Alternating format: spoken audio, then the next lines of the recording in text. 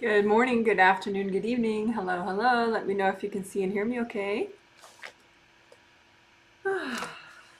Today is December 1st, 2023, and it's the first Friday, so that means it's the first healing of the December 2023 triplet set, which is a set of 3 healings.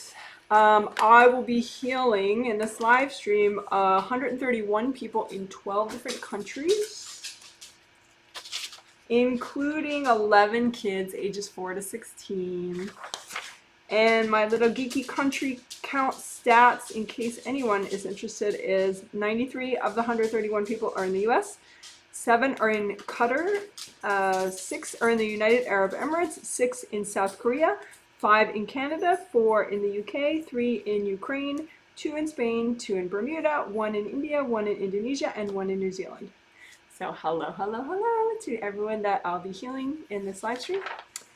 That purchased the December triplet set a month and a half ago when it was on sale on my website. My new website address is JW Healing. Just like the new name of this YouTube channel is JW Healing. JW for Janet Wright, which is my name. Alrighty. Well, thank you everyone that filled out surveys in the last group healing, the 2 of 2 healing of the twin set in November. The November healings were on abundance, and all first chakra stuff, and family boundaries. So, courage, safety, abundance, and family boundaries. And the final healing of that month, the second healing in the twin set, I especially liked it, and I think it was especially like it yielded noticeable results, maybe more than the average.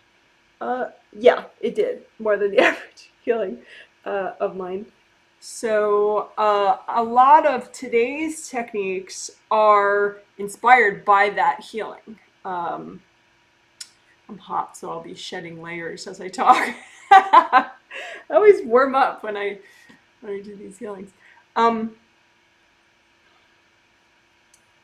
Anyway, I have like 20 layers on, which is normal for me in the winter. So I'm always going out with our dogs. Anyway, so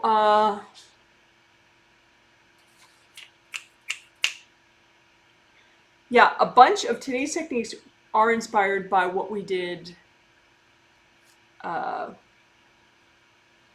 then in the 2 of 2 healing, and I'll link that below later. I mean, right now it's easy to find on my YouTube channel page, but years from now it won't be, probably, because you'll be like, how do I find that one? What do you mean? So I will link that below. Within a day, there will be a detailed healing summary of what we're going to be doing in this live stream with timestamp links, so you could jump around to all the main things that we do today. And below that, in the same comment, below the summary, there's optional links. And there'll be a link. I can link, really, all the abundance videos. They're all in a playlist from last month. So I'll link the whole thing.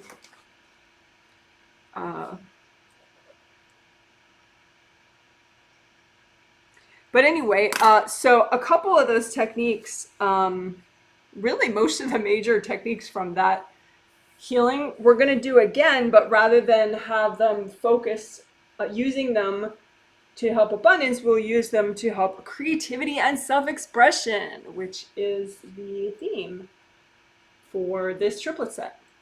Only this triplet set, even though it's a huge, wonderful, beautiful, gorgeous theme, because the twin set this month is the final group healing set of the year. So there's a really nice topic I always like doing for that last set, which is getting closure on the year that we just did and proactive energy clearing for the year coming.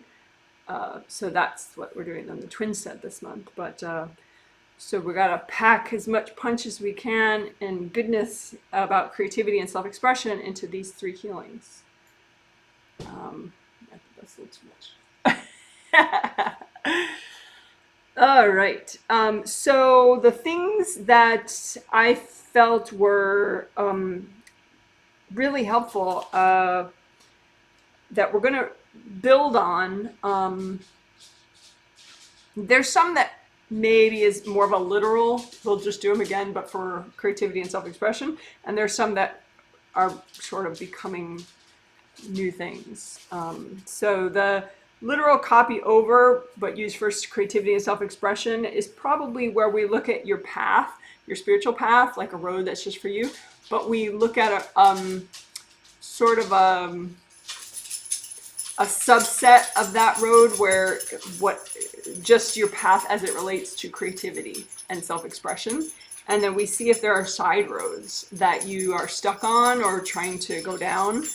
Because your path is, what you're meant to do, what's most beneficial for you. And so the side roads would be, you're just kind of turned around and blocked up.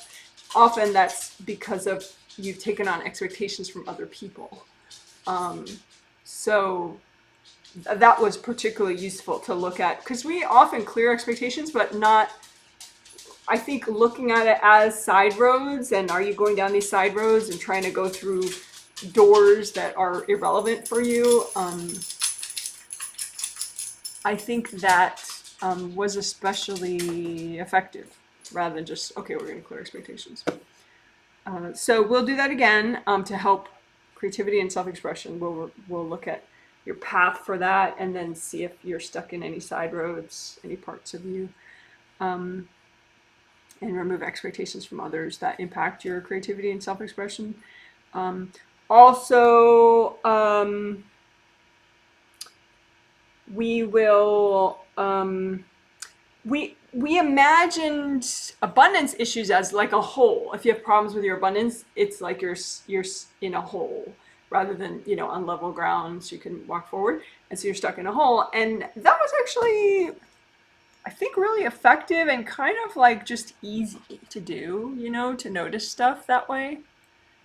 For myself and for other people. So we're going to do that again in the context of this theme. So we're going to imagine, if you have any limits or blocks to your creativity and self-expression, you're going to imagine it as if you're in a hole and those blocks are creating the hole, and then, we'll just get you out of the hole and melt the hole, and, you can be in a whole bunch of different holes, and so you just keep clearing energy. And so that's interesting. Because those blocks can be in all sorts of different chakras and aura layers and whatever. And so just imagining all of them as a whole that you're in. Sometimes easy really is good.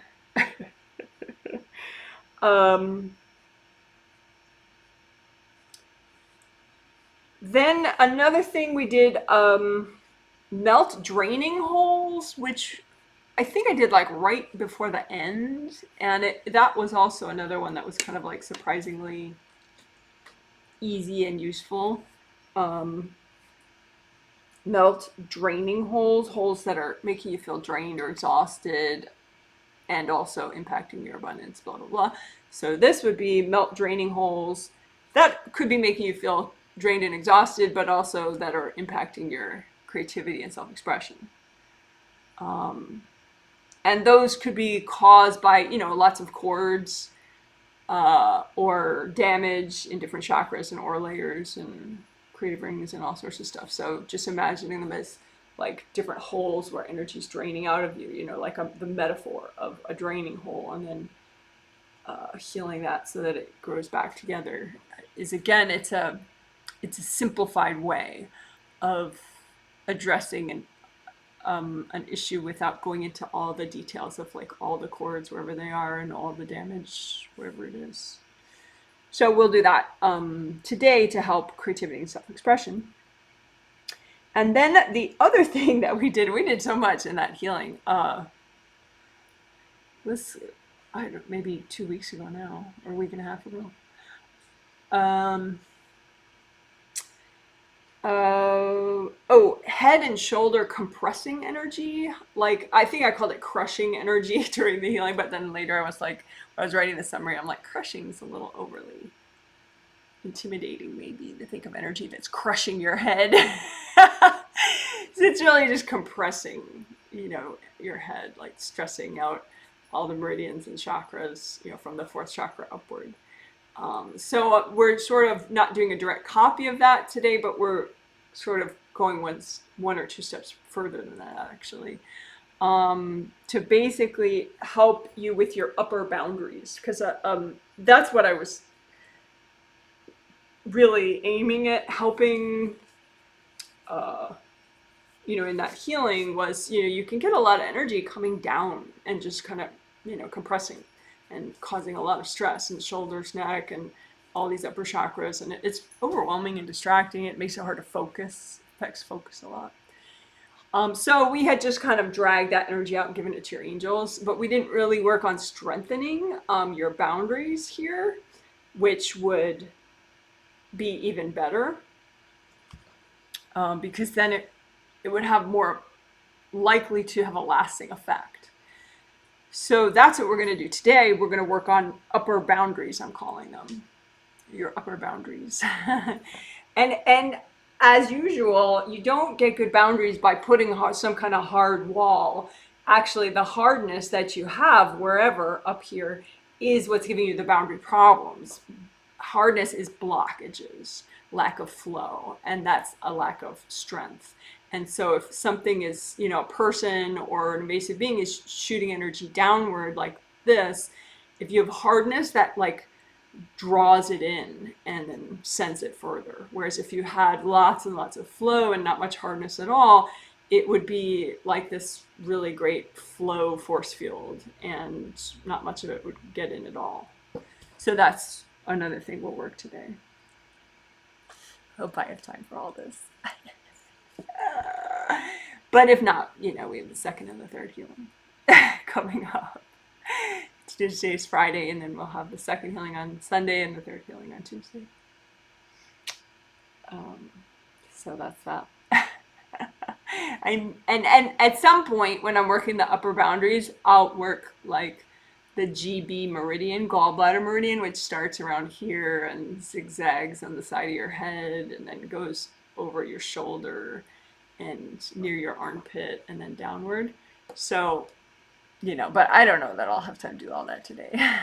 But in this set, we'll be working the top part of the gallbladder Meridian, just almost as a test to see how your upper boundaries are. Because if your upper boundaries are bad, then you have too much energy that's not yours coming downward like this, and it pinches your gallbladder Meridian too much, and it causes like real discomfort and stress, like physical stress, but also, of course, energy stress, which we don't want. So anyway, that's the agenda, but it's tentative. We'll see. But it's all to help creativity and self-expression, but also general, functioning and stress levels. So we'll see. That's my dog, Abel, right there. He was very fidgety before, but now his medication's starting to kick in. So he's like, ooh. He takes medication for epilepsy and also just itching. And so you can see the meds are kicking in now. And also just, breakfast is making him sleepy. All right. Hey, hi. I can see you. I can hear you. Thank you. Hey, Janet, we can see and hear you in rainy Chicago, 42 Fahrenheit. That might be what we are now. We had a cold, really, for here.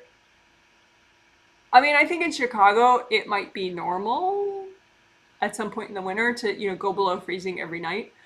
But here, we're not supposed to do that. And we kept doing that. We went below freezing, 5 degrees below freezing every night for a while. It was really kind of irritating. Inconvenient, I would say. But then Because I believe it or not, I still have plants that I want to get in the ground. Perennial plants that, you know, if they survive the winter, then could live for years, you know, so it's still worth it, you know, for me to try. But anyway, I could talk about gardening at the end if I have time. But anyway, now we're starting to get rainy again. We were rainy before, all that cold, and then now we're rainy again. And when we are rainy, it's warmer. So last night it did not go below freezing. How exciting. Hi Janet, can see and hear you from cloudy and cold Whidbey Island, Washington State. Yes, north of me, not far from me. Well, hope you're staying warm. Hope you're wearing lots of layers. Hey Janet, I can see and hear you from Las Vegas, 59 Fahrenheit. Oh my goodness, I only dream of those temperatures. We'll get those temperatures in about 6 months. Maybe 5 months if we're lucky. Some days. Can see and hear you, Janet. Sunny and 37 degrees in Lakewood, Colorado. Wow. We're probably just above that right now, but we're not. We're definitely not sunny. Abel. Come on, up. Good boy. Hi from Chicago. Hello. Hi, Jenny. Can see and hear you from mostly sunny San Francisco, 57. Very nice. Thanks for the emojis. Yeah, we're supposed to get up to 57 now that it's rainy. Not today, but like 2 days in the forecast, and the next 10 days it's supposed to get a high of 57. We'll see. We'll see about that. What else? Oh, I did want to mention, I did look at the surveys. So thanks for your surveys from last set of healings, if you did them.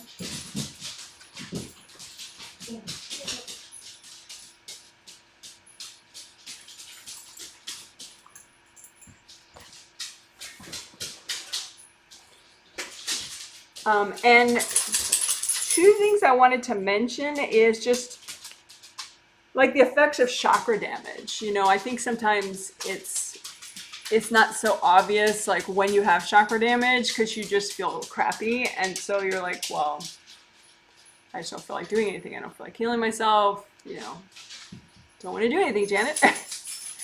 But that could be that you have chakra damage. So if you don't want to do anything, but maybe you want to do a little thing, just repair your chakras. You know, because that when you're feeling kind of stupid and stuff, it's maybe aura damage and chakra damage, but I'm trying to get the focus better. I know it's not my glasses being foggy because I cleaned my glasses, so I think my camera is all dirty somehow. Sorry about that, guys. Let's see. I don't know if this will make it worse or better.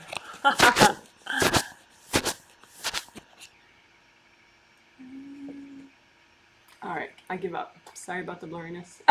Hopefully it changes over time. But anyway, so chakra damage. Like one person in their survey said they were flattened like a pancake. Not like from the healing, but, you know, from life. And they had chakra damage to like every single chakra.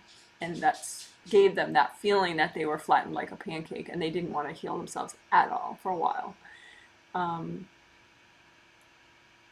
Part of that is they like tuned out and then they healed their spirit chakras only, not their physical body chakras. So then they didn't want to get near their body. And if you heal yourself, you know, you're going to get more present. And so she was kind of caught in this desire to avoid her body because the chakra damage was very uncomfortable. Hold on, I got to deal. Oh, my camera fixed itself though.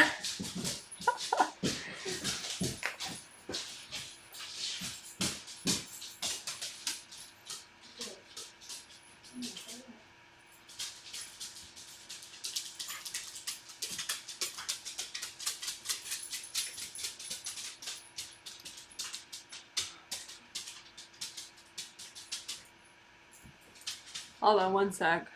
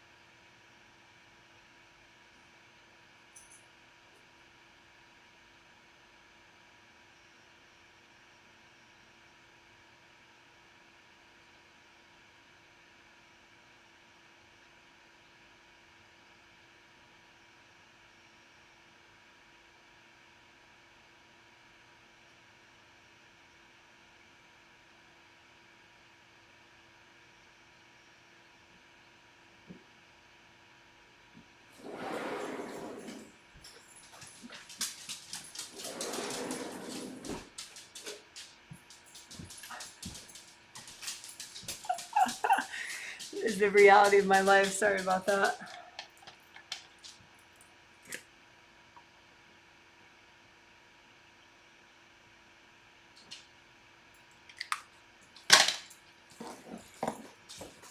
He is a somewhat inconvenient dog.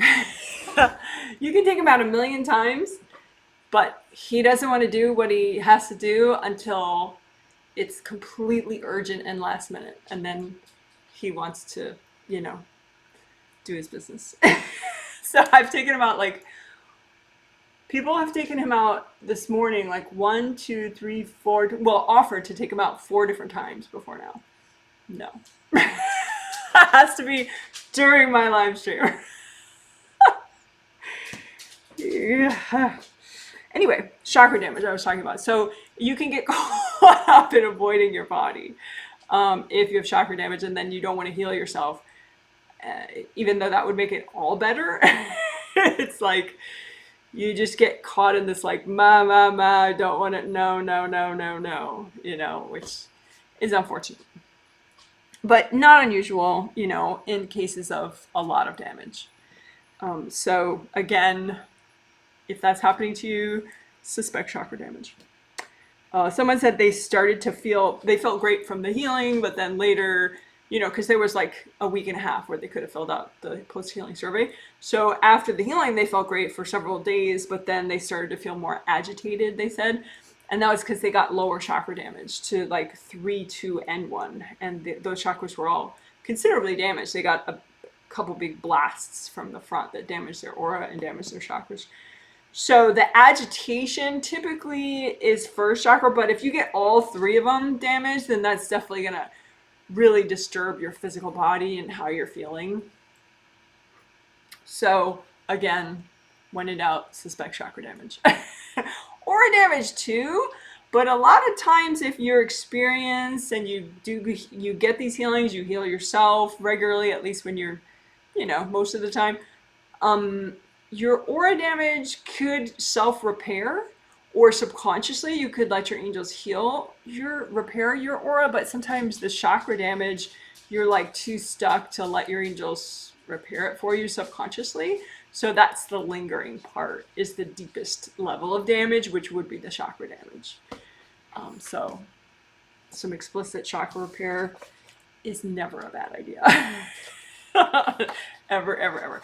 But if you don't like that literal, you know, repairing all your chakras at once, that we do a lot, you know, composite copy technique, and you imagine a chakra and you repair all your major and minor chakras all at once. If you don't like that, you could do that chaos boundary wall thing where you use gold light and imagine a big gold wall that represents your boundaries to all external energies, and just, you know, repair that wall.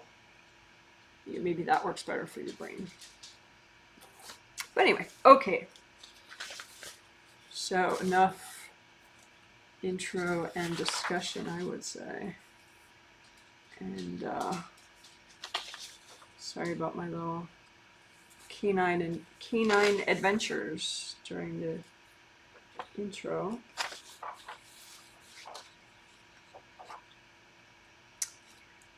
All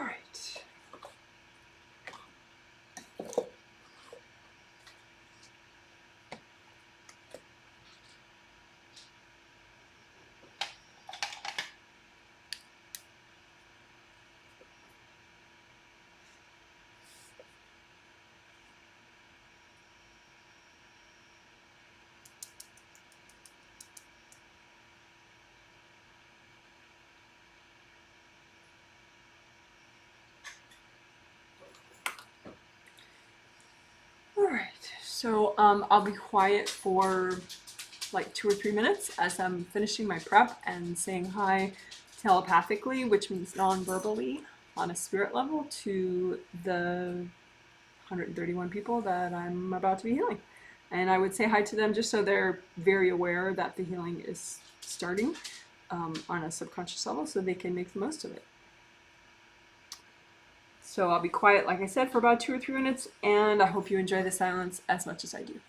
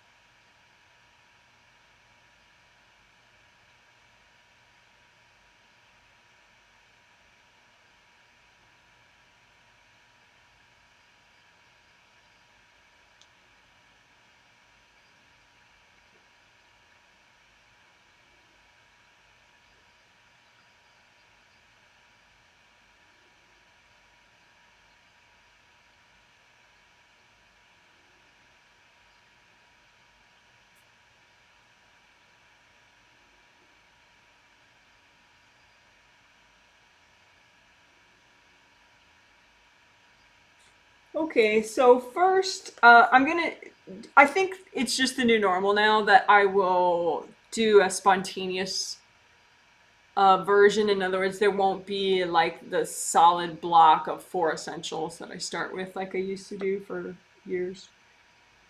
So I will do grounding and then I'll do chakra repair using composite copy technique, but then I will work on some upper boundaries stuff.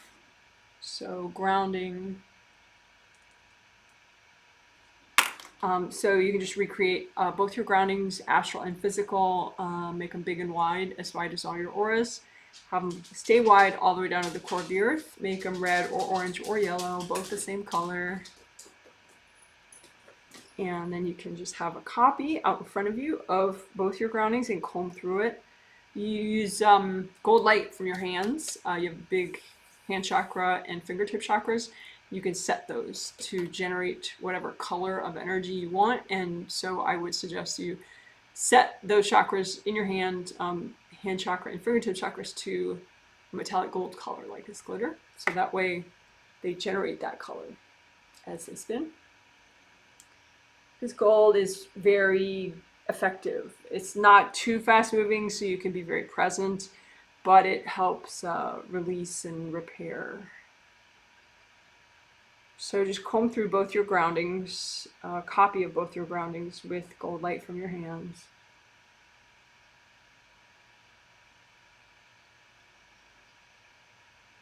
And just find the blocks and focus so much gold light on the blocks in your grounding that they melt away.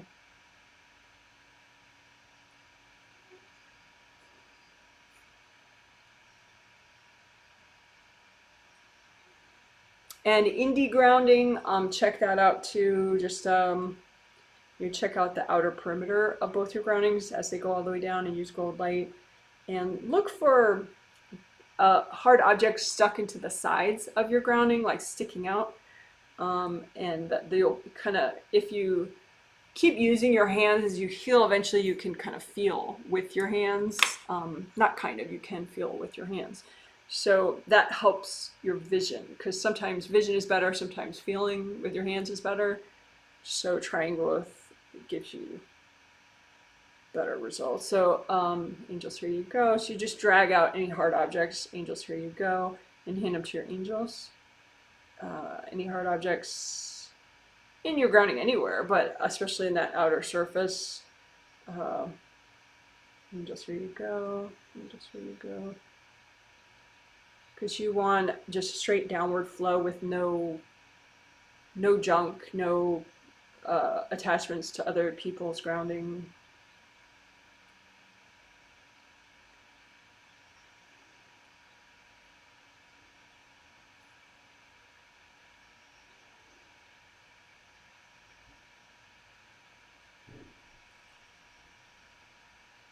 So again, indie grounding, you just check for the attachments, branch off places to other people's grounding, and just melt those.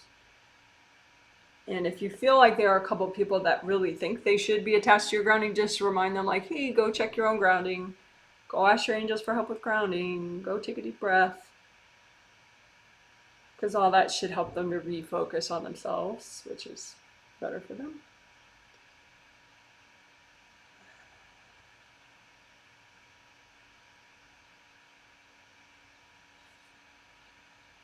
Even if you have kids, there's no helpful reason to have somebody hooked into your grounding. If you had a young kid, it'd be better for them to ground straight down. They'll learn faster. They'll be more emotionally functional. Everything. It's good stuff.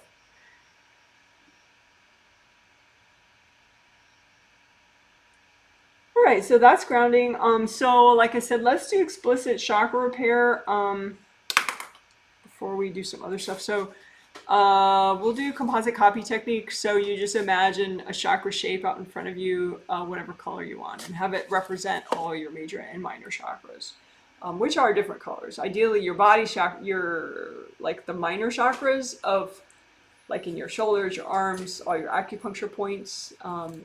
The ideal vibration for those would be red, But then your major chakras along your spine of your astral body and your physical body, those are different colors, like red, orange, yellow, green, light blue, deep blue, purple is what I would suggest for those. So right now you don't have to worry about any of that. Just make a cylinder, open cylinder shape and have it represent all your major and minor chakras, and use gold light from your hands to repair.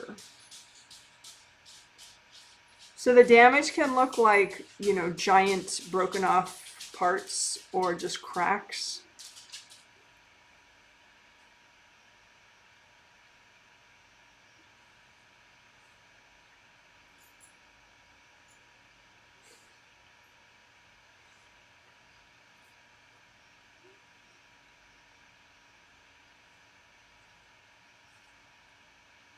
And melt cords going into your chakras with the gold light. The only cord you would keep is if you do have a young child, 13 years or younger, just keep the cord at the first chakra to your young child. But that's just with your intention that you keep that one. You can melt all the other cords.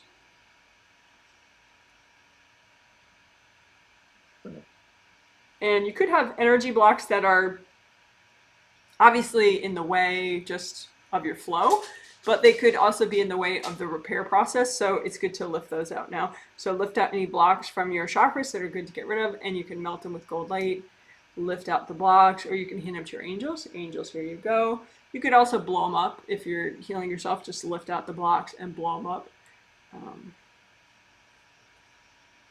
Lift out the blocks, melt them with gold light. Lift out the blocks. Angels, here you go. You could say too, angels, if there are any invasive beings messing with my chakras, can you please recycle them?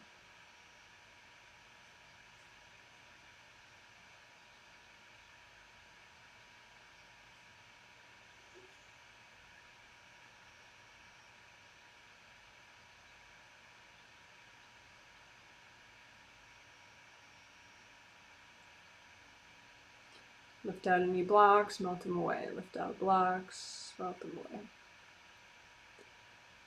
Okay, so that's basic chakra repair and unblocking.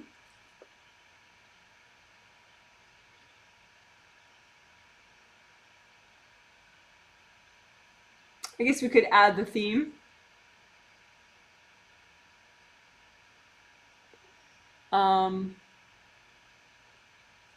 So just again, with your composite copy representing all your major and minor chakras, just imagine any blocks that are in the way of your creativity and self-expression in any of these chakras, and just lift out those blocks to the extent it's healthy and gentle to do it one time. So lift out the blocks in the way of your creativity and self-expression, and just melt them away with gold light. Lift out your creativity and self-expression blocks, melt them away with gold light. Lift out your creativity and self-expression blocks. You could also hand them to your angels. Angels, here you go. Lift out your creativity and self-expression blocks. Melt them with gold light.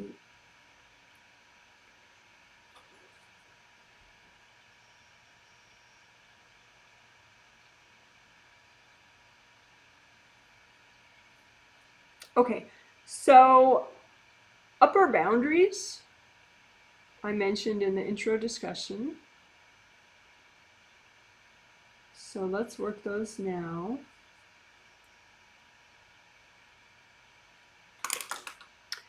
So we did work that in the last healing, which was the twin set, healing 2 of 2 in November on abundance and first chakra stuff. But we did a lot of abundance work in that healing. But anyway, upper boundaries is like is a term I just made up, but what I mean by it is your boundaries, typically with energy, external energy from invasive people or invasive beings that might come in from the top down and compress, mostly your upper chakra, 7, 6, 5, and 4, and your shoulders, your neck, all the meridians and minor chakras in that area. So that has a huge impact on all your upper chakra abilities, self-esteem, motivation, communication, inner voice, peace of mind, hearing your angels, clairvoyance, non-judgment, having goals, certainty, confidence, intuition, empowerment, all sorts of stuff. So it's a big deal to have this sort of compressing energy coming down and not having great boundaries with that. And I think it's a very, very common thing. I think that you can have energy coming in from any direction. But I was looking at, the 131 people that I'm healing, and it's definitely I would say the weakest boundary area, or the boundary area that's most in need of improvement, as opposed to, what we call frontal boundaries or back boundaries, the upper boundaries. So,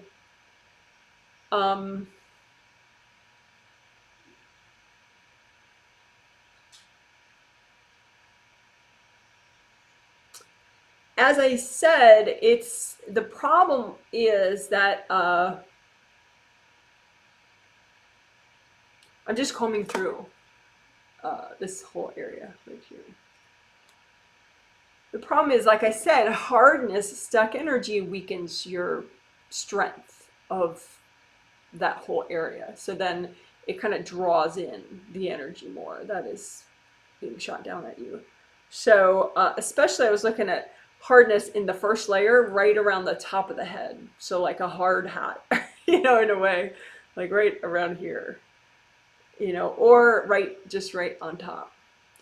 And it seems like that's where the most weakness is coming from, is from first layer of the aura.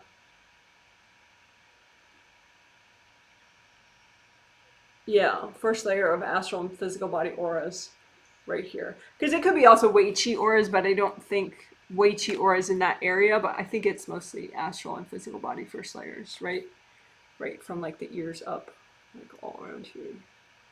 There's just too much stagnant energy there. So you can look for that. Because it should be red and flowy, like right in your first layer all the way around. And for a lot of people, it's a very hard black compressed energy. So just working that with gold light, melting it away.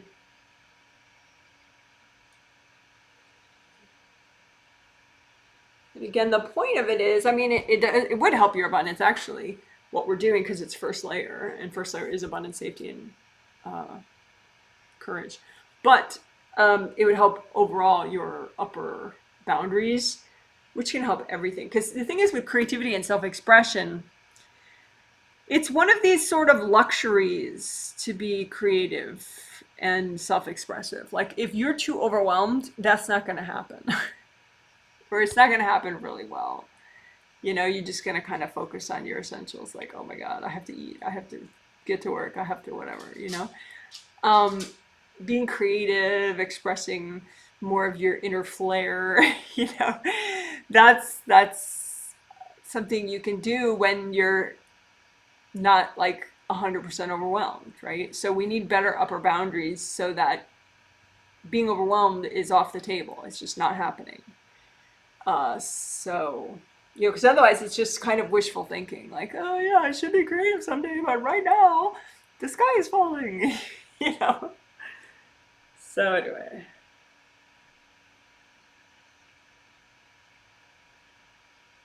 So I'm kind of mixing doing and explaining here. But that's the idea. You just, this from the ears upward, this whole area. In the first layer of the astral body and first layer of the physical body. Just melting away the hardness there. Which could be white also. Energy blocks that really get in the way are either way too high vibrating, which would be white or silver, or way too low vibrating, which would be black. So you could keep an eye out for both of those extremes and clear them. You can lift off, like a big black helmet of a bunch of energy blocks, and just give it to your angels. Angels, here you go. Lift off another black helmet. Angels, here you go. And you can just see if you feel any less tension in your shoulders. You may or you may not. Like sometimes when these meridians are so tight and blocked and there's the little chakras within them are damaged, the more present you get, the more aware you are of the tension. But, you know, getting present is step one, and then if there's additional repair to be done, we can do that. So, again, we're working upper boundaries. I mean, aura repair is good and important, so I guess I could just comb through the auras with so much gold light that, yeah, if you actually have aura damage in your upper auras, we would be repairing that.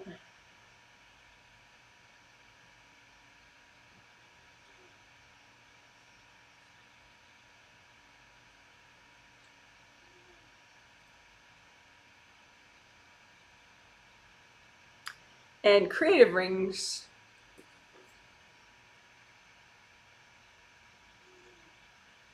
I think I'm not going to work on those right now. I mean, we could repair those pretty easily, but I just want to work on the blocks in the first layer. Melting those away.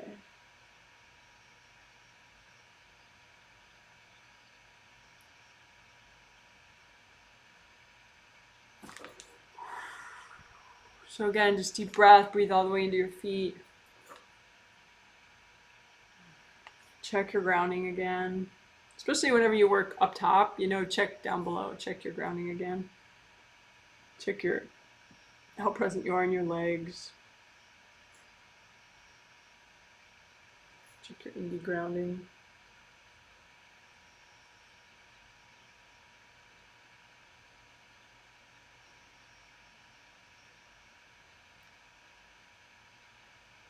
And so I focused a lot on first layer, but you could have blocks anywhere in this upper part of your auras. So now I'm gonna do more of that, just anywhere here. So we did a lot of, like, we'll just call it the helmet area. Helmet area, which would be, you know, first layer, ears and above. So now we'll do the entire, we'll unblock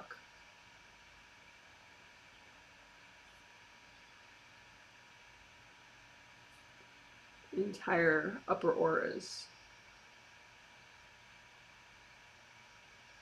Fourth chakra and above. So including the 15 Wei Qi auras also. So anyway, fourth chakra is in the center of the chest. So anywhere from here upward, we'll just get rid of energy blocks that are in the way of your upper boundaries so that you just have a much stronger, more flowing presence here, and that'll keep less energy shooting downward at you, which would be good. I mean, the energy might still be shooting downward, but it won't get in, which is the whole point.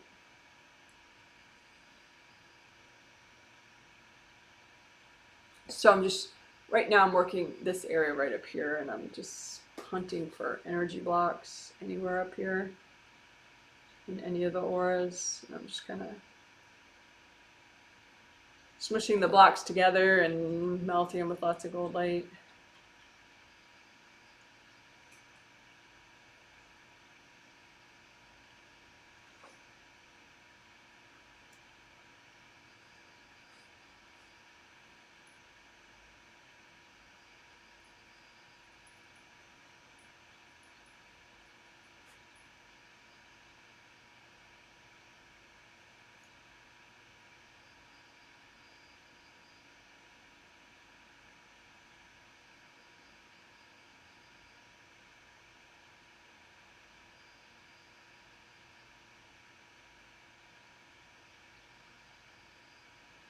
So that's good, what we did, the unblocking there, but I think too, hardness in your actual chakras, the minor ones, the major ones, and the meridians from the shoulders up can also act like that hardness that draws in the external energy.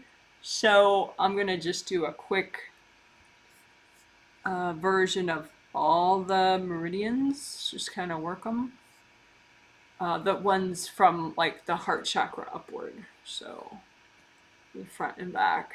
So here's the back version, and here's the front version. most of it. Um,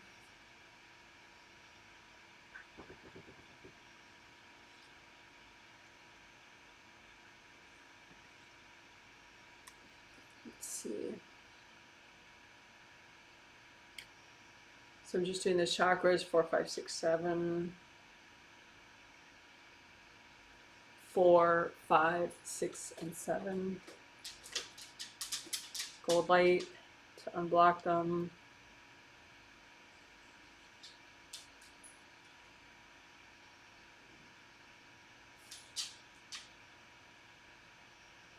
And the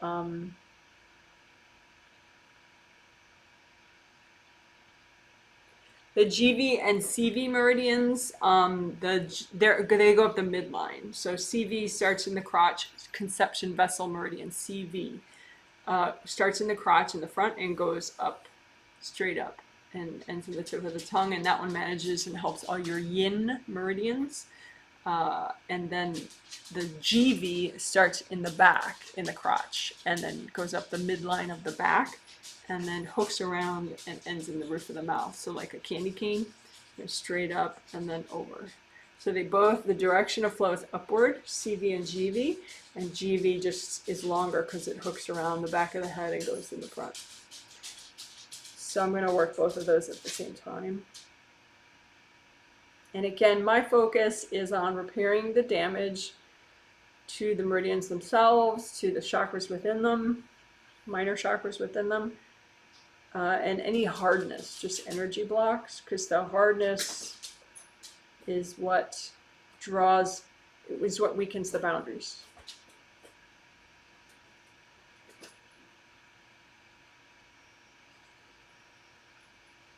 I gotta show you my dogs. It's like,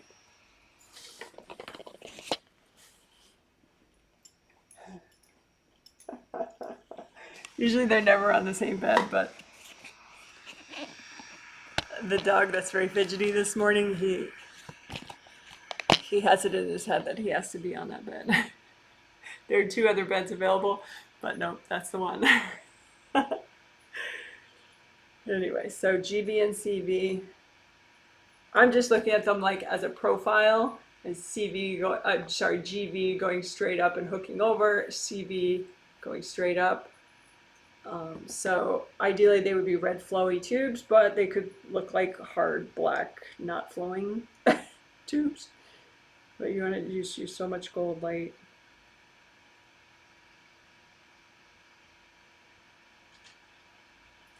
And with all of these meridians, you want to do what's healthy and gentle to clear right now. So, I mean, it's pretty healthy to do all this stuff, but, you know, there could be some stuff that's too much to do today. So just be aware of what's healthy to do right now. And do that. Just have that intention. You're just going to do a lot, but just within that healthy and gentle range.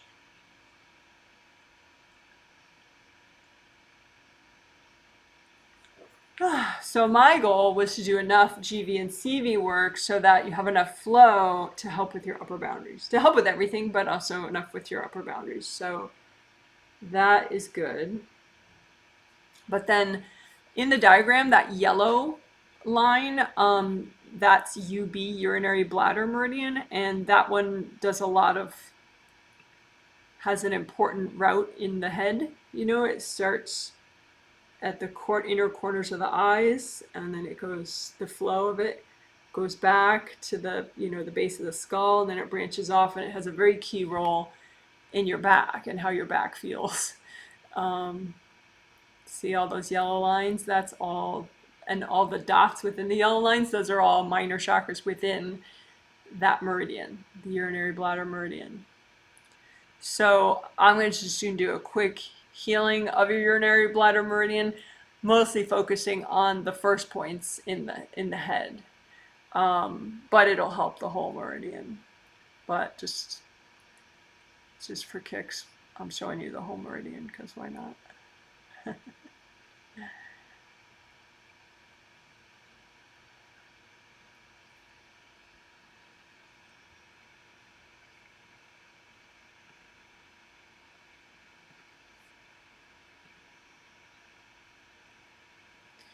So again, the UB1 point is right there in the inner corner of your eye.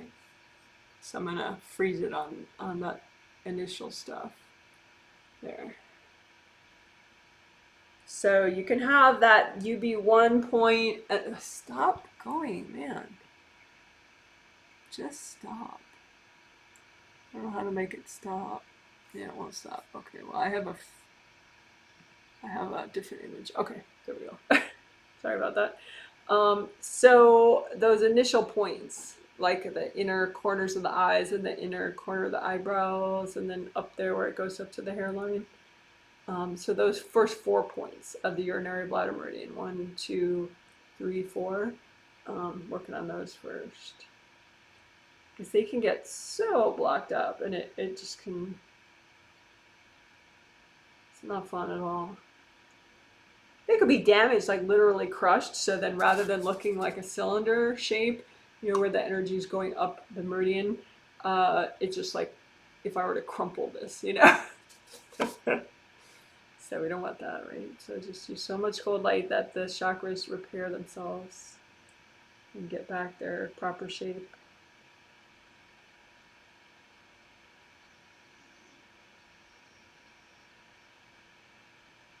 And then, you know, it goes all the way back, so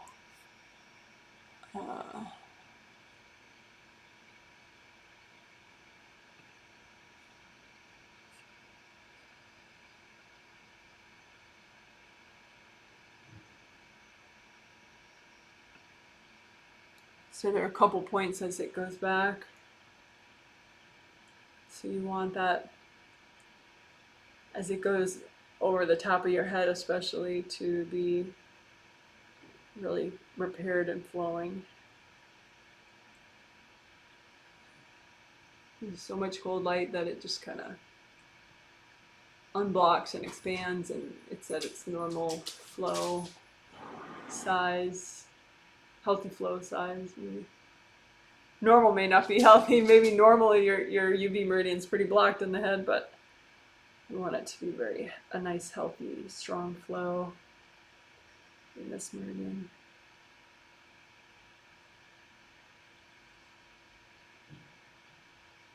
And then as it goes in the back of the head,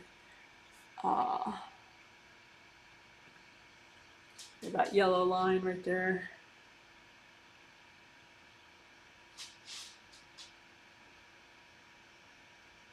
So I'll just momentarily do like it as it goes down the back.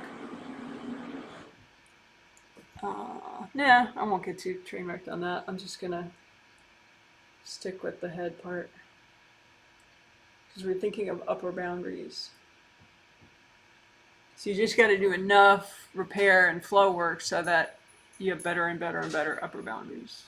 I mean, you could keep doing work forever on this stuff, but that's what I'm focused on, is helping upper boundaries so that you have the time and headspace to be creative and self-expressive. So gallbladder meridian, oops, ladybug sex. It's from my garden earlier this year. So this is the gallbladder meridian. And there's a lot of points zigzagging around. And unfortunately, they make the stomach meridian green. And then the other one, I forget even what that is, the one that starts in the eyebrow, but they're all like very similar colors. But I'm doing the gallbladder meridian, which starts in the corner of the eye, the one they just were showing. See right there?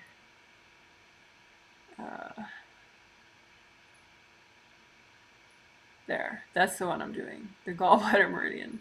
So all those points, it's like it goes over the ear, around the ear, and then it goes forward to the forehead again. Well, not again, it goes forward to the forehead, and then it goes back close to that UB meridian right there. There's a bunch of chakras there. Again, base of skull, just like the UB. And then, okay, see there where it goes from like the back of the head. This is the gallbladder meridian, right? That like teal green kind of line. It goes from the back of the head to the shoulder. That point at the shoulder is kind of a big deal as far as like shoulder tension and stress and just how you feel, period.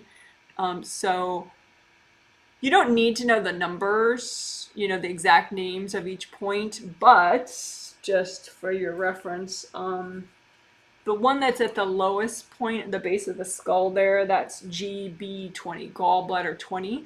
The one just above that, where the little white indicator is at right now, that's GB19, right? Because it goes in order, 19, 20, right? And then the point right at the top of the shoulder there in the gallbladder meridian is GB21. So between 20 and 21 is very key for upper boundaries, in a way, because that is like, I'm gonna call that like the shoulder swoop area of the gallbladder meridian. It's like from that GB20, in the base of your skull to that point right in the gallbladder meridian. And I don't even know if my finger isn't exactly the right spot, but anyway, it's somewhere around here. GB21. So between GB20 and GB21, you can get so much like blocked up energy, and that really makes it easier for the external energy to just come in and just keep pummeling here, and it just adds to the stress and discomfort. So I'm going to especially be checking your GB19, GB20, GB21, and GB22, which is near your armpit. Just to make sure that you have enough flow there for your strong upper boundaries. So that's what I'm doing right now. Just the GB meridian points right there that I was just showing you. The two near the base of the skull, GB19 and GB20. GB20 is the lowest one at the base of the skull there, and then GB21 is right on the top of the shoulder. So you want these points to be like cylinders, you know, like little chakras. Cylinders, not this big, of course, but you know, like in the meridian, helping with the flow. Like they're little motors, but if they're all crushed and blocked, then they don't work. So you just fix your motors, right? Use so much gold light. So I'm working GB19 right now. There's so much compression. Some of them are just completely smushed and, you know, crushed, and some of the chakras are, you know, so they would be damaged, but some of them are just really blocked. Again, you want to do what's healthy and gentle to do right now. That's your intention. So now I'm doing GB21, the lower point there at the base of the skull.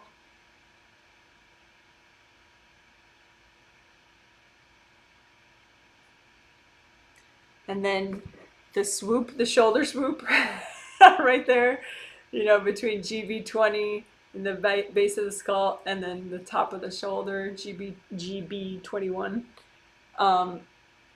So much pressure can build up there. And so it should be a red flowy tube on an energy level, not like hard, black, crusty, burnt. So just lots of gold light to get that shoulder swoop of your GB meridian, gallbladder meridian, from GB20 at the base of your skull to GB21 on the top of your shoulder. You don't have to know the numbers in order to do this work. It's just figure I'll get my numbers right for you guys. So you can just lift out the hardness and use so much gold light that it melts. Lift out the hardness in your shoulder swoop of your GB meridian. Lift out the hardness, melt it away with gold light. And then also just, you know, GB21, that point right at the shoulder there. I'll let the video go a little more. So that's the shoulder swoop. There you go. There's it goes so fast. Or if I could slow it down. I don't think I can. But anyway, so that's GB19 where the white is right now. Unfortunate that they use white. And that's GB20. That's just shoulder swoop. That's GB21. So again, GB20, GB21, and then now it's moved on beyond that. So GB 1920, shoulder swoop, 21. So now I'm going to work 21, GB21, that point that it just went past.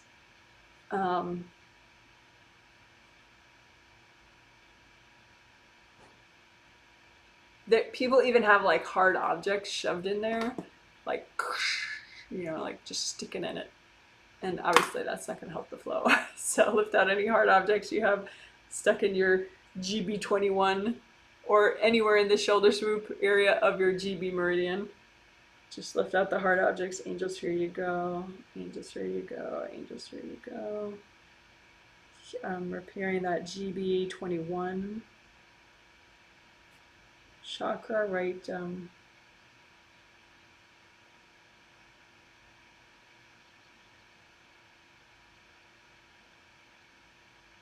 right on the top of the shoulder.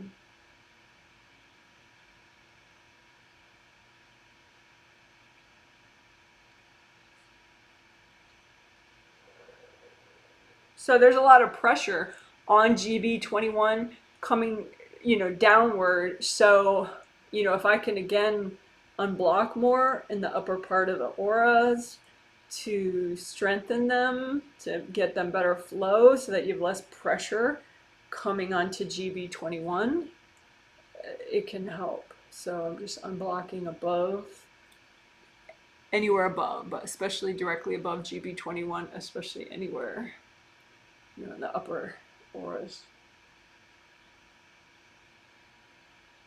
You know that expression, the weight of the world on your shoulders? You don't want that.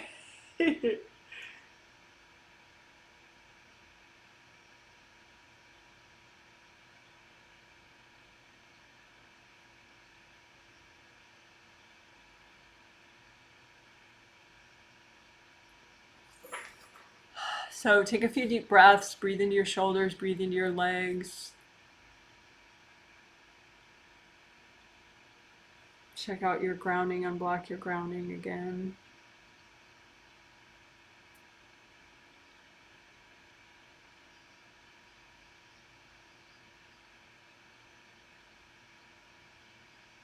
Check out that GB swoop, shoulder swoop area from GB20 to GB21.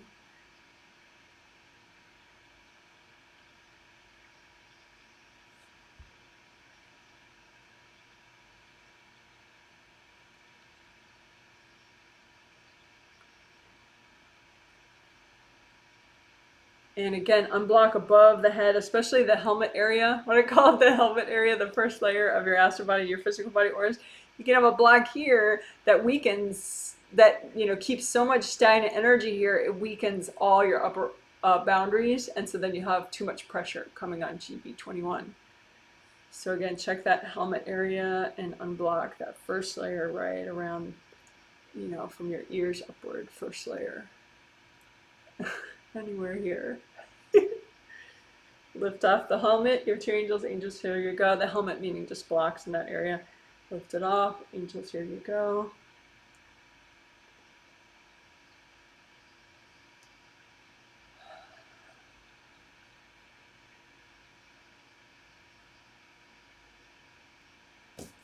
Yeah, I think that did help the GB21 point, take some pressure off it.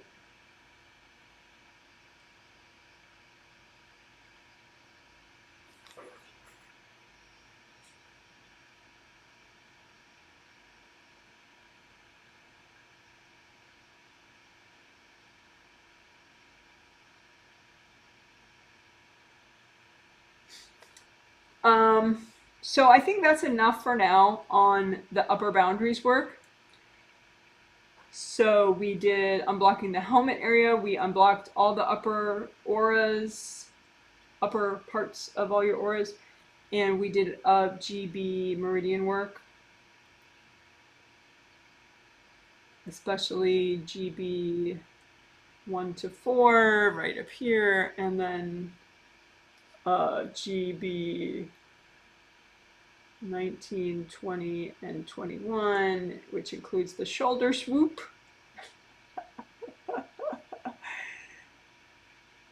which is in between 20 and 21. Gallbladder 20 and 21. So gallbladder 20 is at the base of the skull there, and gallbladder 21 is in the top of the shoulder there, that point that it's showing.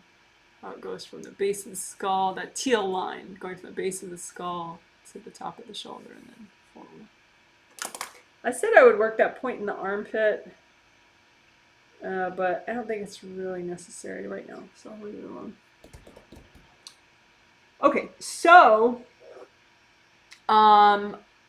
actually calling back energy, which somebody commented about in the chat, is what I would like to do next, because it's very relevant for our theme.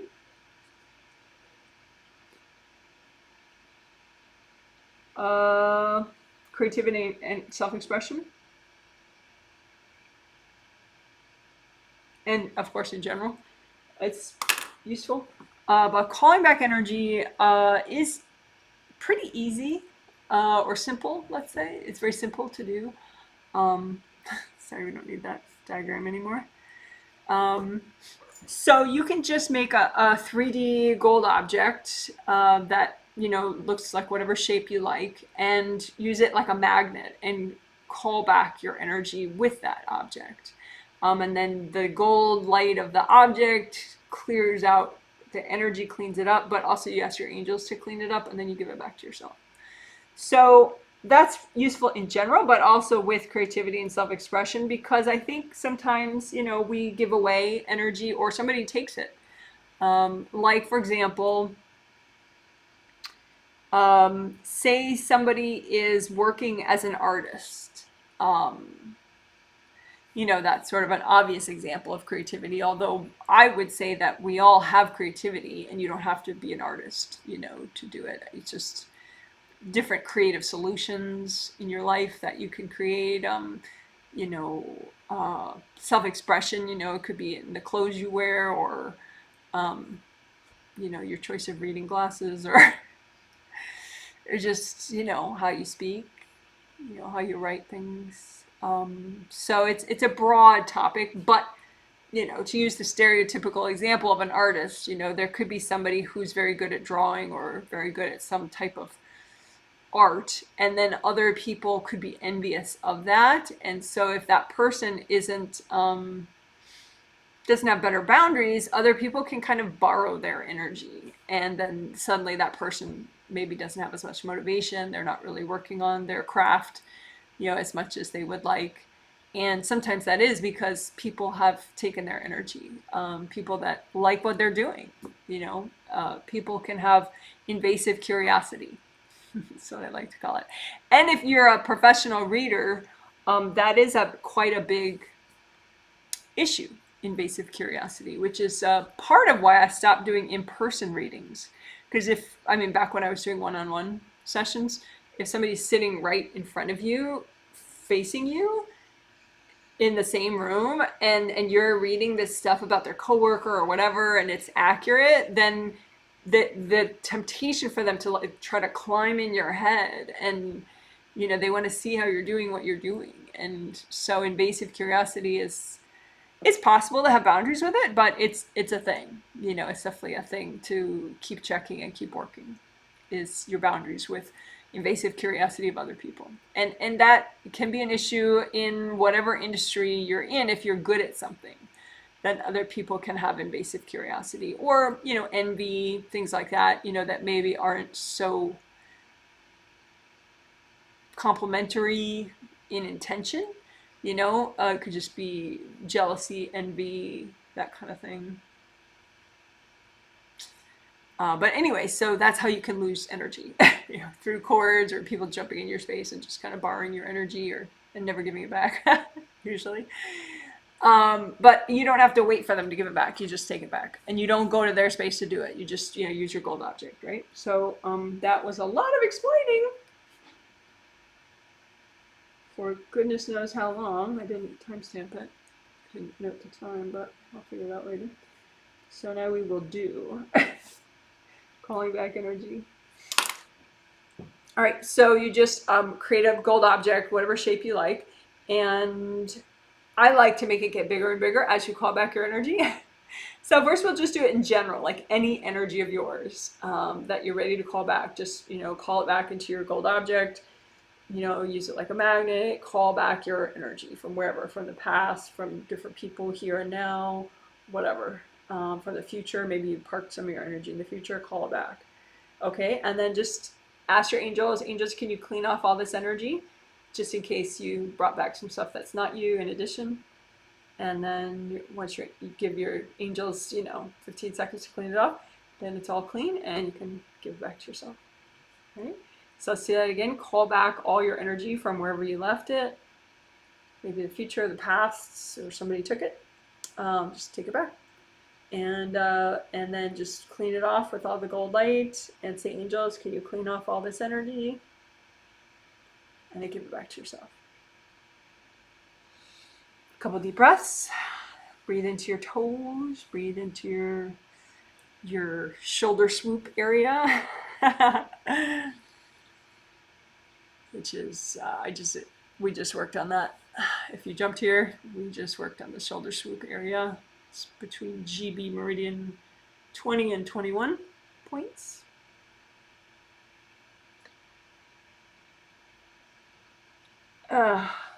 All right, so calling back your energy. So then that was in general. So then now we can do specific to the theme, calling back your energy. Same idea though. So any energy of yours that has to do with your self-expression or your creativity that you haven't yet called back, go ahead and take that back too. So your unique life force that has to do with creativity and self-expression, just call it back. And maybe it was taken, maybe you just left it somewhere. And then say, angels, can you clean off all this energy? And then give it back to yourself. So one more time, call back your energy specific to creativity and self-expression. And this is your unique energy of creativity and self-expression. Just call it back into your gold object. Angels, can you clean all this off? And then give it back to yourself.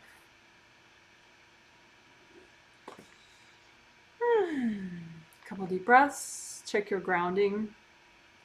Make copies of your groundings out in front of you, your connections to the core of the earth. Comb through your groundings, melt away any blocks, especially in the back and in the center.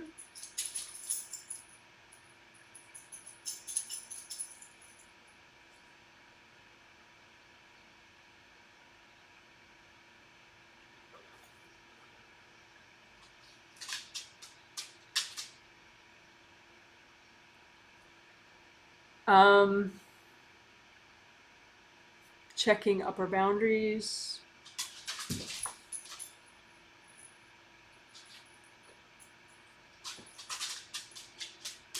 I'm going to do explicit creative ring repair because maybe that's part of what's going on.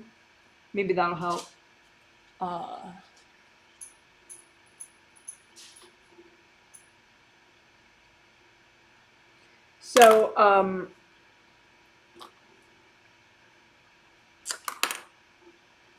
So creative rings are up here, 1, 2, 3, 3 gold rings, and when they're functioning properly, they generate lots of gold light, which can be a nice force field right here, but also it gets sent downward to help your 7th chakra, especially, but all your major chakras along your spine.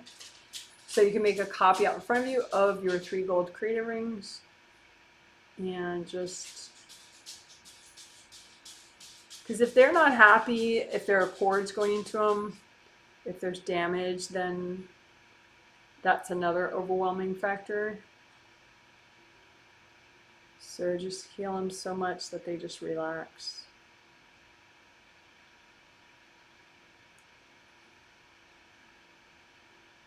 They have flaps, and you want those flaps to fall shut. Chakras have flaps too around the outer surface. So, but like this would be a top-down view of any one of your creative rings. And you want those, this is an irritated state where the flaps are stuck open due to cords coming in and energy that's not yours overwhelming the chakra, and that makes the flaps pop out. which in turn makes it easier for more invasive people and beings to cord your creative rings. So we don't want that. So just keep melting the cords and relaxing the flaps so that the flaps fall shut.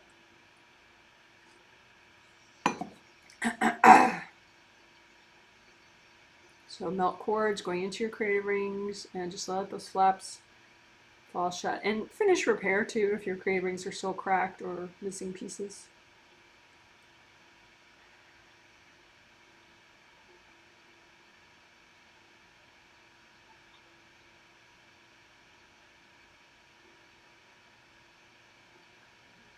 Sometimes you have the same energy impacting your shoulder swoop area of your GB meridian, your GB20 and GB21, and that area in between them. The same external energy, and it can be from people as well as invasive beings. That same energy coming down, impacting that shoulder swoop area, is impacting your creative rings. So you can just kind of imagine your creative rings, imagine your shoulder swoop area, and just notice, if they're invasive people or beings, whatever, and just lift off that energy. Angels, here you go. Lift off the energy. Angels, here you go. Ultimately, we want such strong boundaries that, it's not an issue. Because you can't keep constantly lifting off energy. You have to fix the strength of your energy system so that that energy can't come in the first place, right? But sometimes there's just so much like beating down on your creative rings and your shoulder swoop area that you have to lift it off first, just so you get a little breathing moment. Lift off the junk. Angels, here you go. So again, any energy that's impacting your creative rings and your shoulder swoop area between GB20 and GB21. And just lift off that junk. Angels, here you go. Lift off that junk. Angels, here you go.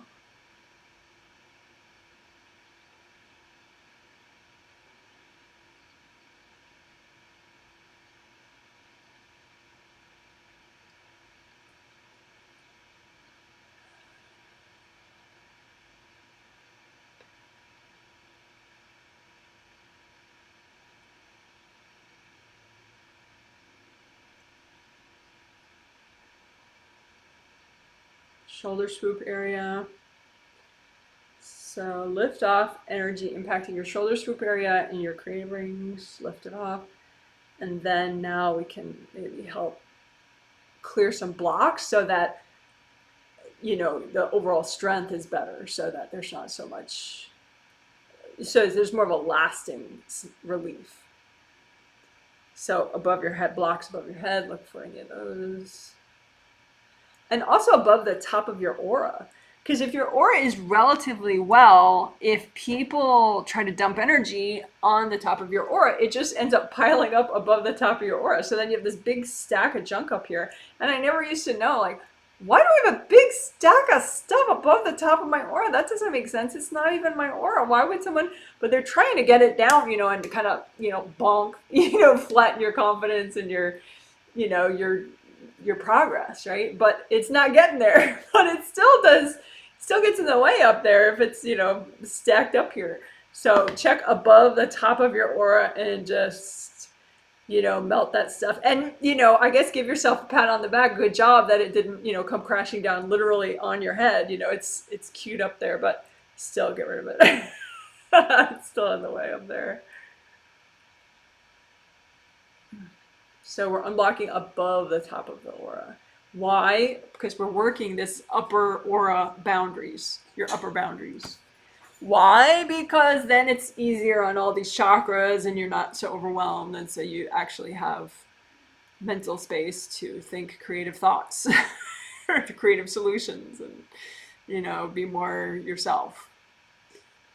Because when you're flattened like a pancake, there's not really the real you coming out so well, So again, unblock above the top of your aura. Get rid of that backlog of presence from others. Not really like kind of FU presence. Punishment from others.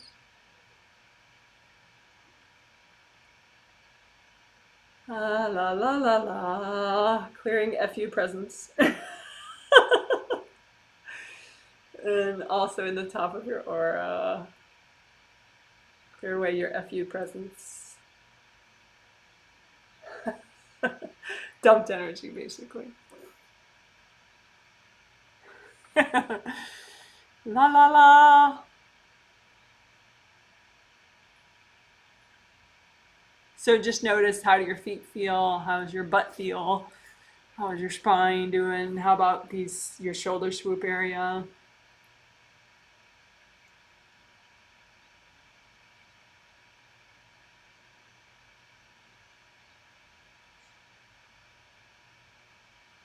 Oh, okay. So that was just creative ring repair plus more unblocking. I'm just going to call it upper unblocking to help upper boundaries.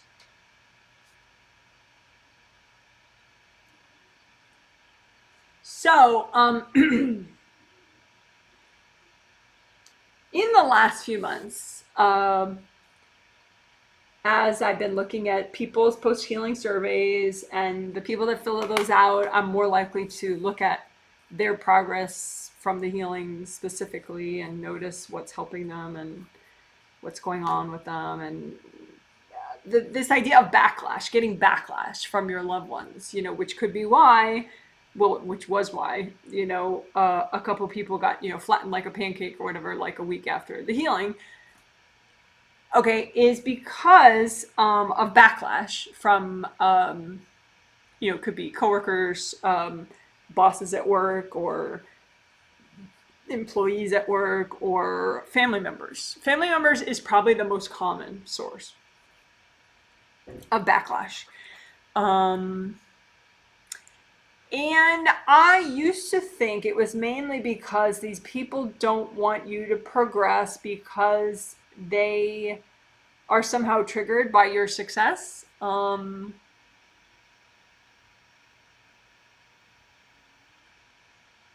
Like in my case, when I was a kid, I mean, obviously, well, maybe if you know what I've said in the past about my genetic family that I was raised by, this is not a surprise to you. But for those of you that don't know, whatever, it wasn't a healthy environment in some very key ways. But, they had sort of labeled me. A lot of people in the family, sometimes especially in less healthy families, people sort of get reputations. Like the parents will label one kid as the smart kid, or one kid as the good kid, one kid as the bad kid, one kid as the slow kid, or whatever, And in my family, I was labeled, again, super unhealthy to do, but I was labeled as like the space cadet by my parents, and they just did it so often that it was, that my siblings joined in and everything. So I was considered very, sort of lost in space, like literally. Like my birth mother, she thought she was being hilarious. She would say things like "Earth to Janet, Earth to Janet," and I mean, like, consistently say stuff like this. Completely abusive. Never should be done to a child ever, not even once. But anyway, so now, I'm 53. I've been self-employed for like over 20 years, completely self-sufficient financially ever since college, unlike several of my siblings.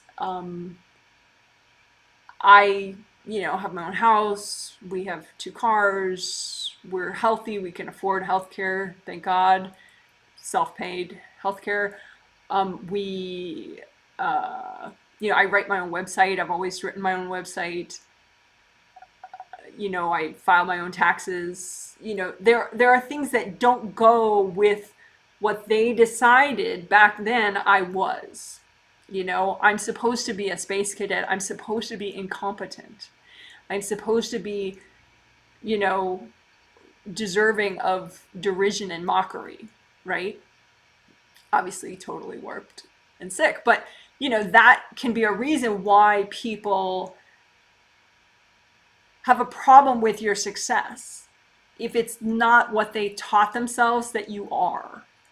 Do you see what I'm saying? So, you know, back when I was a kid, they all had this group belief that I was completely incompetent, you know, completely just, you know, slow on the slow bus, you know. And so, you know, so they can get very triggered, you know, because on a subconscious level, even though I have no contact with them consciously now for over 20 years, um, probably more along the lines of 30 years actually now, which is glorious for me. But, you know, that triggers them. They're aware, even consciously, they've looked me up, you know, online and stuff. And so they know, and it triggers them, you know. So that alone could get you backlash if you are not what people expect you to be or what people need you to be for some reason. You know, obviously, people who are abusive need a victim. They need someone to mock. They need someone to feel superior to for deep, dark reasons of their own, right? So if they haven't moved on, and I have, from that victim bully game, then, you know, that can elicit backlash, right?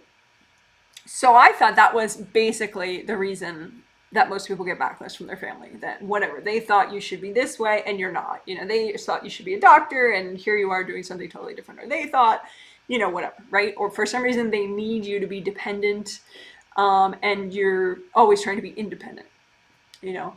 But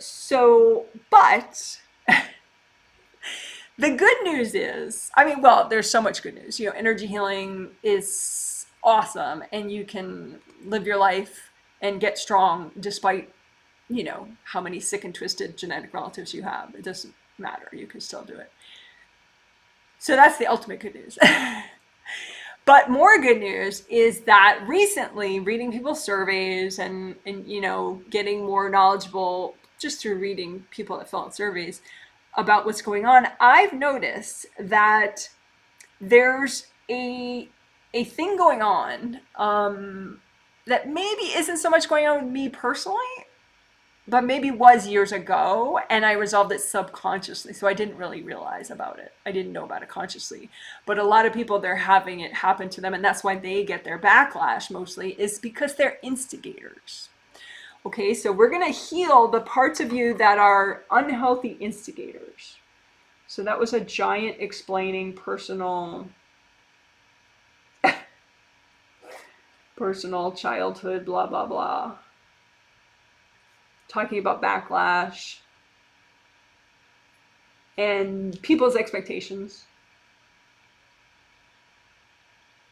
and family roles. So I was considered the one that should be most mocked. You know, that was my family role, right? And so I stepped out of that family role that can trigger them. You know, I'm not living a life that mirrors what they think I am. And so that triggers them. But like I said, subconsciously, you might be an instigator, like parts of you, with loved ones. And that's actually an equally common reason for backlash. So, for example, the woman that, you know, got flattened because she got so much chakra damage about a week after the healing, or actually not long after the healing, it was because she was telepathing her family members about, you know, how amazing it is. Like, you can clear your abundance and you can clear all this past life stuff, and, you know, it's really easy and your angels can help you, and, you know, which you'd think, you know, that's pretty harmless, right? But you could have genetic family members who are really stuck about their abundance. You know, like, things are always pretty deep, you know? Like, for example, nutrition. You know, you'd think that would be, like, completely harmless to telepath everybody you know about good nutrition, right? Except, you know, some people don't have good nutrition because they have a lot of past life abuse energy that they haven't dealt with, that causes them to be self-destructive as far as food intake. And so telling them about nutrition actually, in their case, would trigger all the past life abuse energy that they're trying to avoid, right? And so you could get a giant backlash just from unsolicited teaching about nutrition to people, which, wow, really? But it's the same thing. I think that's what's happening to a lot of people that are getting these healings. It's like so amazing, the realizations of like, oh my God, you can clear agreements and you can, imagine yourself in a hole and melt the hole. And it's like, wow, all this energy lifted. It was so easy, and you want to tell like everybody, you know? And the thing is, what I'm going to call it the unhealthy instigator part of you is the part of you that's so innocent that you're telling every family member, even the ones who, there's such deep stuff and they're really not ready to even hear about what's possible, what you just learned, And so if you don't trigger those people, then they don't whack you. And yeah, sure, maybe they think that you're not living the life that they thought you would, but they might not be triggered enough to go and whack you then for a week. It's really that you're instigating by, trying to share this inspiring information with them, subconsciously.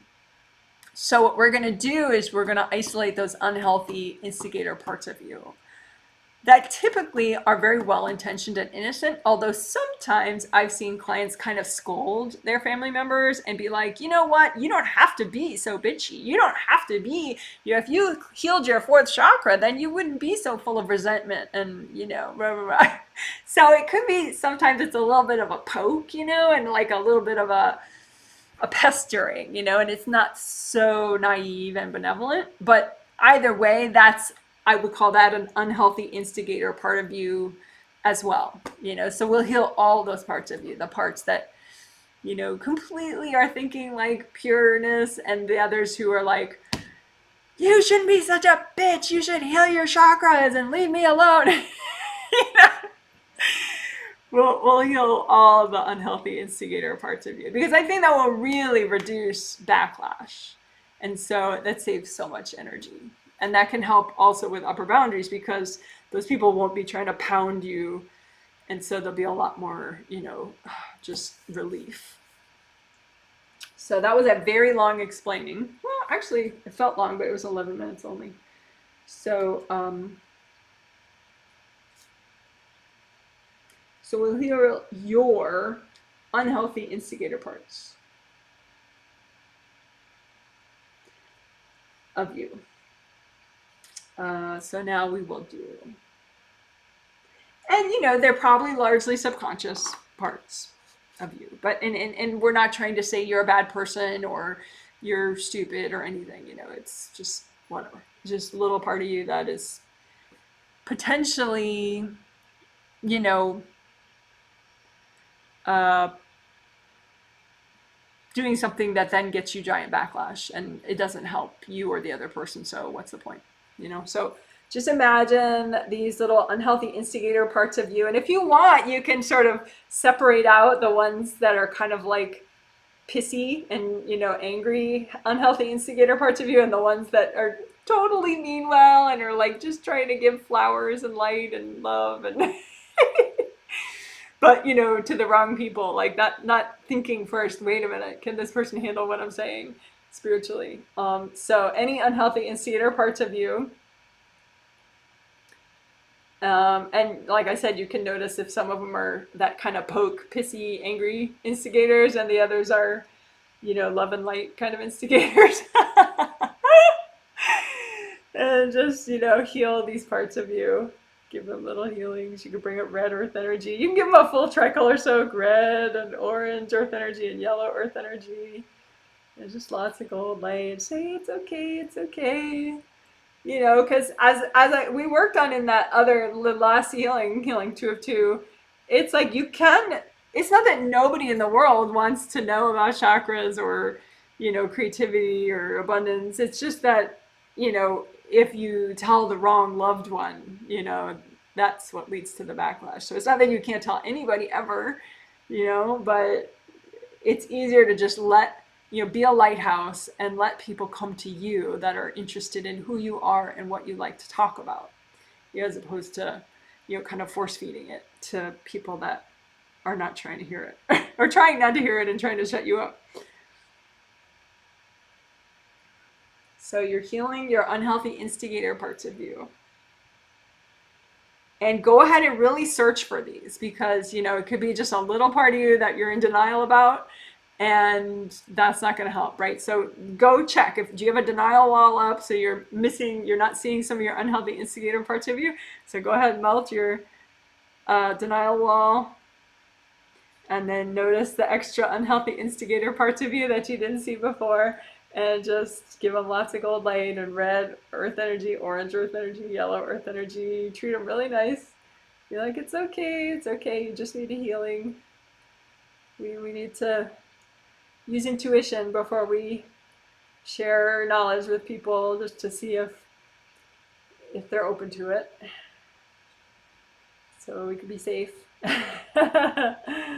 Save ourselves some drama.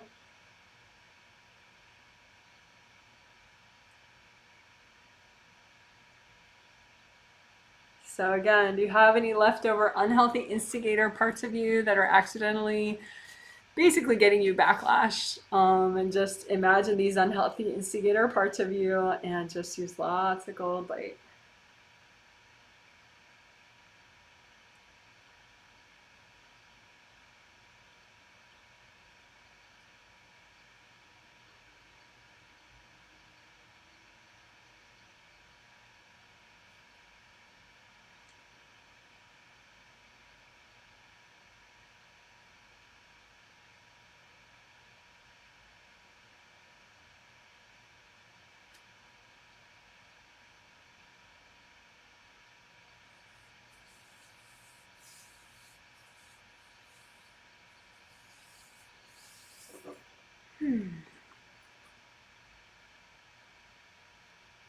Okay, so that was healing your unhealthy instigator parts of you. I'm just checking to see upper boundaries,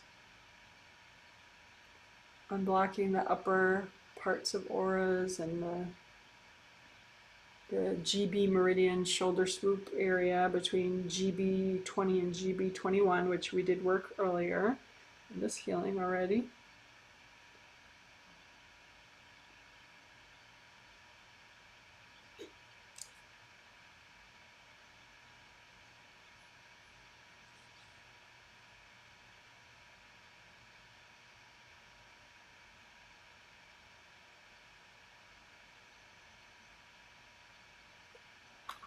Okay, so we can wrap up soon, because I think this is a nice amount that we did, but I just have two little extra things.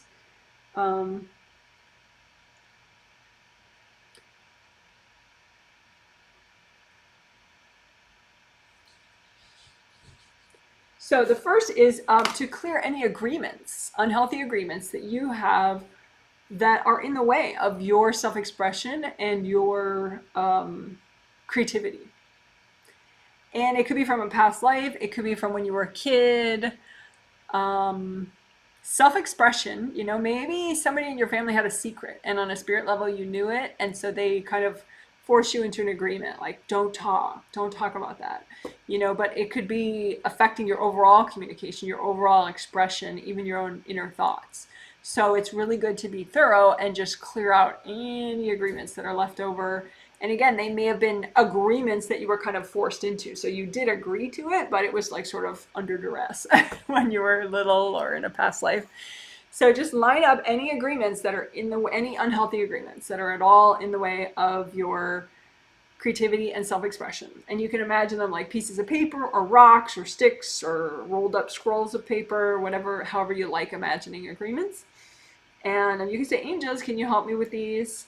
And just bring up red earth energy and gold light, and you can melt these unhealthy agreements with gold light. You can say, angels, can you help me clear these? And you can say too, angels, if there are any invasive beings in the way of me clearing these agreements, can you please recycle the invasive beings?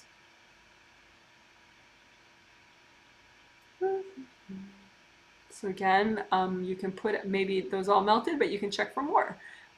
So check for any unhealthy agreements that you have that, you know, they could be from a past life long ago, but unless you actually clear the agreement, it's still there. So it's not like your agreements evaporate and are completely gone at the end of a lifetime. They keep going until you actually clear them. So go ahead and line up any agreements that you have that are unhealthy and in the way of your creativity and self-expression. And say, angels, can you check all these and help me to clear them? And then just bring up red earth energy, soak them in red earth energy directly from the core of the earth. And then gold light, and use the gold light to melt away your unhealthy agreements in the way of creativity and self-expression. And if there's some agreements that just need to be like altered and corrected, then the gold light does that. You can say, angels, can you help me with these agreements? And if any are left over, they're not melting, you can just hand them to your angels. Angels, can you help me with these? And just notice that shoulder swoop area of your GB gallbladder meridian, GB21 to GB20. And again, I didn't read somewhere that that has to do with creativity. You know, that one little shoulder swoop area is just sort of an intuitive thing that I'm doing that I feel like it should be a part of this as we're working upper boundaries and therefore creativity and self-expression.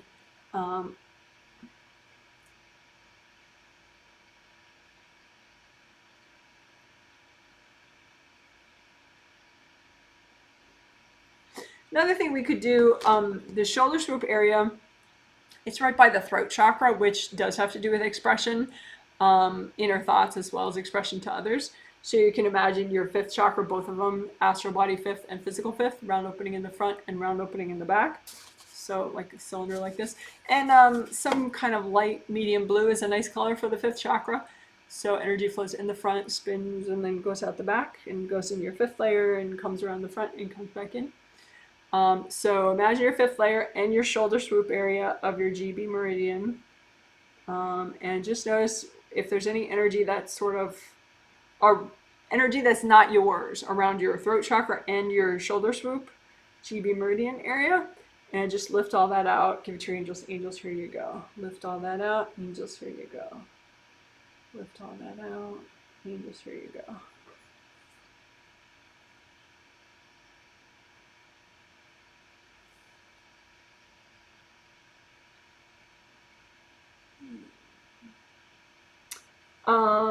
So we cleared agreements, and then we just did a teeny bit of fifth chakra and shoulder swoop.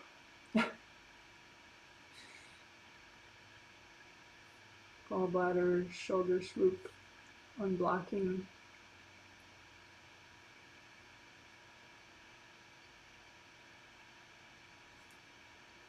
And I want to do quick good karma window unblocking.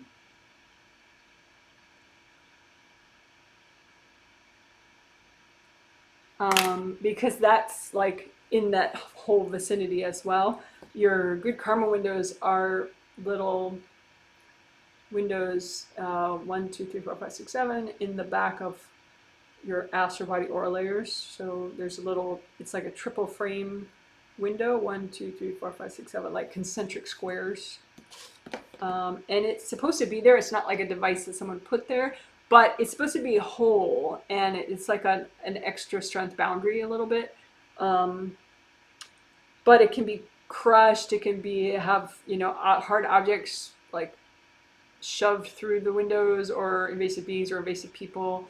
You know, if it's damaged, it's not a good boundary anymore. So just imagine that area back there, and there should be, you know, just heal and unblock, you know, so from the base of your skull and your throat chakra back in your auras. And just first you would repair and unblock the good karma windows, 1, 2, 3, 4, 5, 6, 7, and then just lift out any blocks. Angels, here you go. Lift out the blocks. Angels, here you go. And if there are any invasive beings in this area, angels, can you please recycle them? Keep doing deep breaths.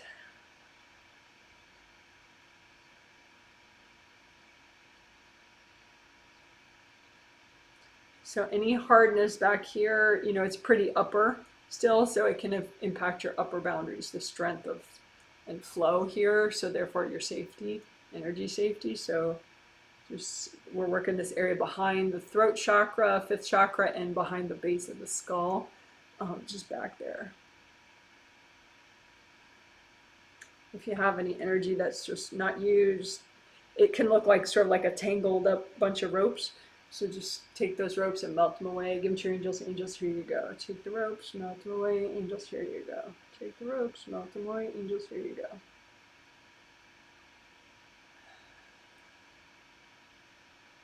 And just see how that impacts your shoulder swoop area.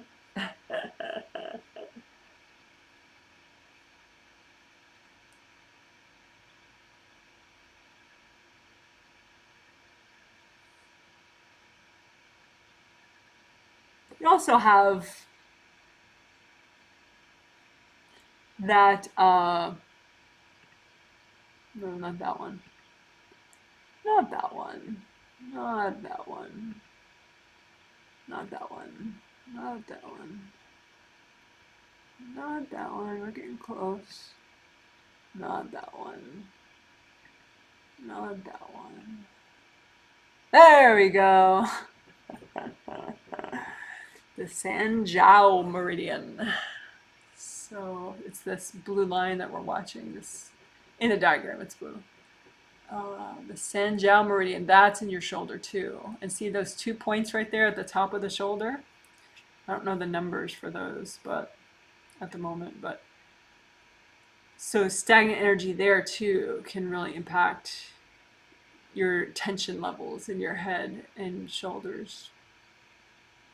So see right there, the dots along that meridian, those are chakras. And so if they're crushed or they're blocked, yeah, that's a problem. Big problem. Big problem. So,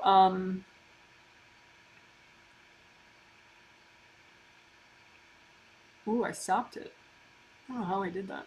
Anyway, so I'm gonna repair the point that's like right here in this upper arm, and then the 2 along the top of the shoulder, slightly in the back.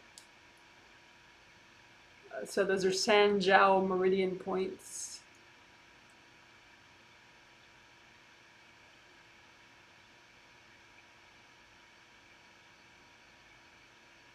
So just use so much gold light that the chakras build back up. They're not crushed anymore. They're not blocked anymore.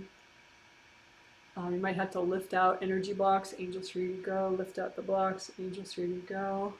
So I'm working I worked that one in the shoulder, but then I'm working these two, see the dots right there in the top. Those boom, boom, boom, boom.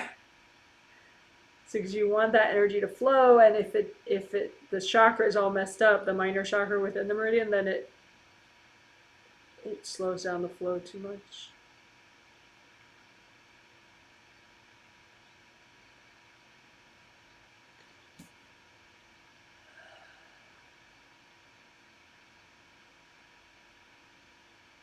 And it continues on right there in the neck, right under the ear, and then around the ear. So those are all important, of course. So I'm repairing and unblocking the Sanjiao Meridian points that are below the ear there. There's 2 directly below the ear. So I'm looking at those. You just use so much gold light that they unblock and recreate themselves.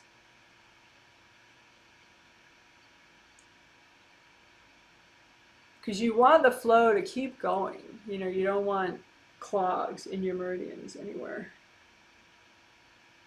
And of course, your intention is you're just unblocking to the extent that's healthy and gentle to do at one time. I'm working the points that are like right around the ear of the Sanjiao Meridian, that aqua turquoise line in the video. All right.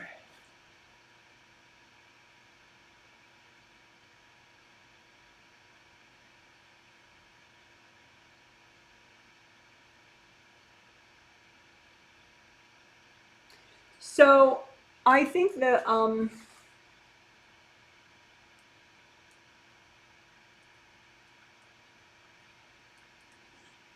I will put in the notes. I mean, you could always Google Sanjiao Meridian or just SJ Meridian diagram, SJ Meridian points diagram, and you'll get the numbers. But I'll put the numbers of, the shoulder, the upper arm and the shoulder points, and the below the ear and around the ear points. I'll put those numbers in the notes, in the healing summary within a day in the comment section.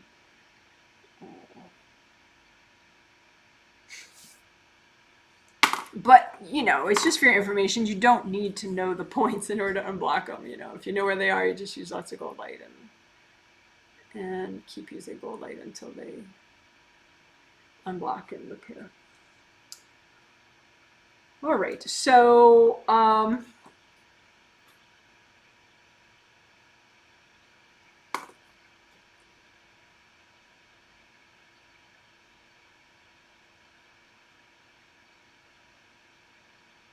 looking at a sample person for a second. We're almost done, but there's something I want to look at.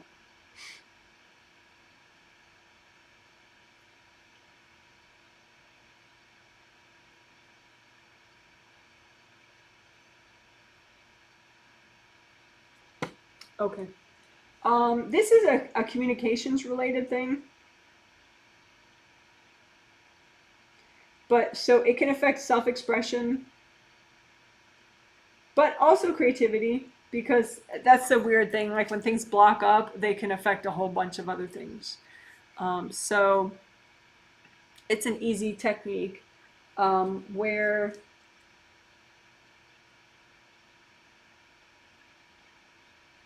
we're going to melt away unsaid stuff, things that you're not saying. Sometimes it's very smart not to say stuff. Like what I was talking about, like you may have loved ones and part of you would love for them to learn about chakras, but, they're like, they're just not ready for that. And so maybe it's kind of building up in your energy, like all the stuff that you want to say, or maybe there's stuff that you want to say that would start a fight. And so that's a good reason not to say that stuff often. So the thing is not to get stuck about what you're not saying. If you're deciding not to say something, and maybe you decided not to say something when you were a kid or 20 years ago or in a past life, but it can be sort of balled up like a big boulder of something that you didn't say, and you were like, you were resisting not saying it, and so it stayed in your space, what you didn't say. So it doesn't mean now you have to say all these offensive things to everybody and start a whole bunch of fights.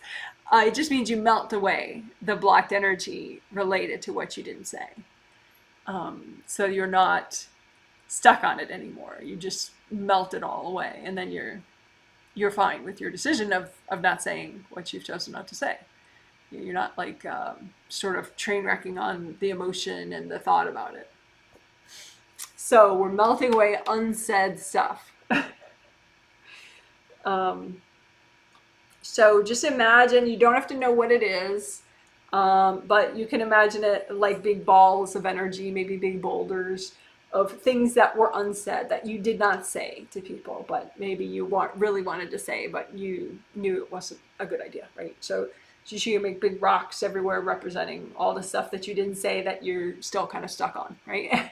And then just use lots of gold light and melt it away. And as you're melting it away, you're melting away the baggage. You're melting away resistance and, probably a lot of repressed anger and repressed sadness and regret and guilt and all this stuff, frustration, blah, blah, blah, blah, blah. So again, any baggage around what you didn't say, at some point, or, just think of all the stuff you didn't say and melt the baggage, any blocked energy about it. Just all melt it away, gold light.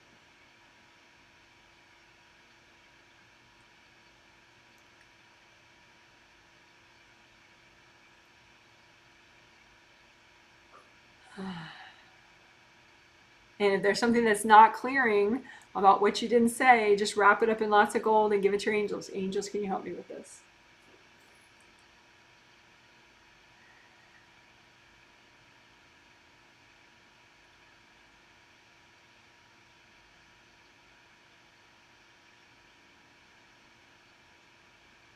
And just notice what that's like, because sometimes, you know, even if it was there a long time ago, it can block things up. And then with that gone, you know, different things can start to flow better.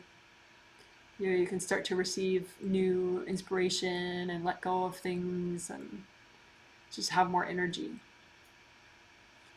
So just check all over as we wrap up. Just comb through all your auras, comb through your groundings. Check your major chakras along your spine. Check that they're releasing well in the back of 6 down through 1. And then your 7th chakra in the top of your head, which is oriented differently. It's oriented this way. Just unblock that a little extra. Again, creativity and self-expression. Part of that is just, I don't think there's one specific chakra for creativity and self-expression, although self-expression, 5th chakra, if I had to pick one, I guess. But 7th chakra, you know, has to do with like your own command center, you know, your identity. So wash everybody's expectations out. Wash if you have some kind of negative family role like I was raised with. You know, you're supposed to be the dumb one or the spacey one or the incompetent one or the rational one or the one that saves everybody. Whatever family role that was created by other people, you can go ahead and melt that, and that way you're resonating with your life purpose and not what other people chose for your life purpose. So just melt away anybody else's energy about your life purpose out of your 7th chakra.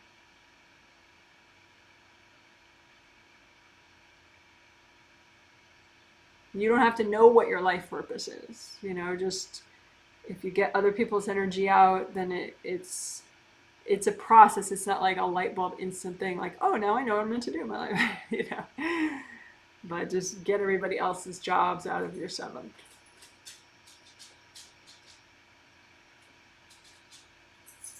Comb through the top of your aura, check your creative rings, relax those flaps. Check your grounding flow, indie grounding. Redo your gold buffer zones. I'll have a video below linked about that. Gold buffer zones. They help protect your auras. And you can just say, angels, can you please help me wrap up this healing? Angels, can you help my creativity? Can you help my self-expression?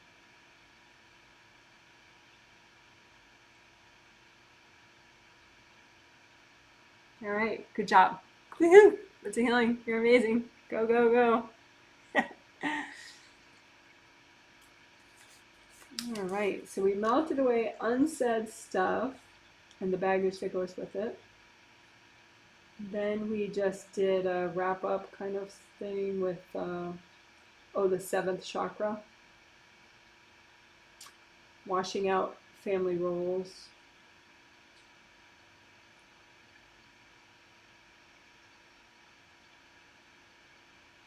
And other people's expectations, etc. All right, good job. Woo! So I will sign off in just a few minutes. I'll check comments. I will not be, reading your life story right now. If you do want me to, for example, can you read my grounding or something, you could post that under any video at any time, and when I have time, I will reply to it. If your name isn't obvious to me, like first and last name by your YouTube ID, put at least your initials, first and last initial, in the comment, because that helps me. I read by name. It just helps me make sure I'm reading the right person. Okie doke. So if you have any comments right now about how the healing was for you, or this topic of creativity and self-expression, you know, I might read through it right now. Let me see, what comments did I miss? Yeah, energetic cords and calling back energy. So we did that as a part of the healing. I hope that made sense to you. If not, you can post another question under a video at any time. Someone did some heart emojis. Thank you. Really glad you are healing me today. I feel really crappy and my self-healing isn't working. Oh, I'm sorry. Well, I'll be interested to see your survey tomorrow to see how you're doing. Oh, Janet, I'm so sorry that you grew up with people who didn't support you. Well, you know, it made me a really badass healer, though. That's the thing, you know. I mean, if I had an easy childhood, then I wouldn't have been so motivated to figure all this shit out. Thank you for sharing your story and how you overcame. You're welcome. Hi, Jenna. Thank you for healing me and my spouse. Yes, I'm happy to do that. This is timely. I feel my share meridian is blocked. Thanks for the healing. Share meridian, that was probably a typo. I'm not sure what meridian you're talking about. So if you need me to know, you can put it in tomorrow's post-healing survey, which meridian you feel is blocked. But yeah, because I'm not getting which meridian you mean from that. From Phoenix, nice, and 55 degrees here. That is nice.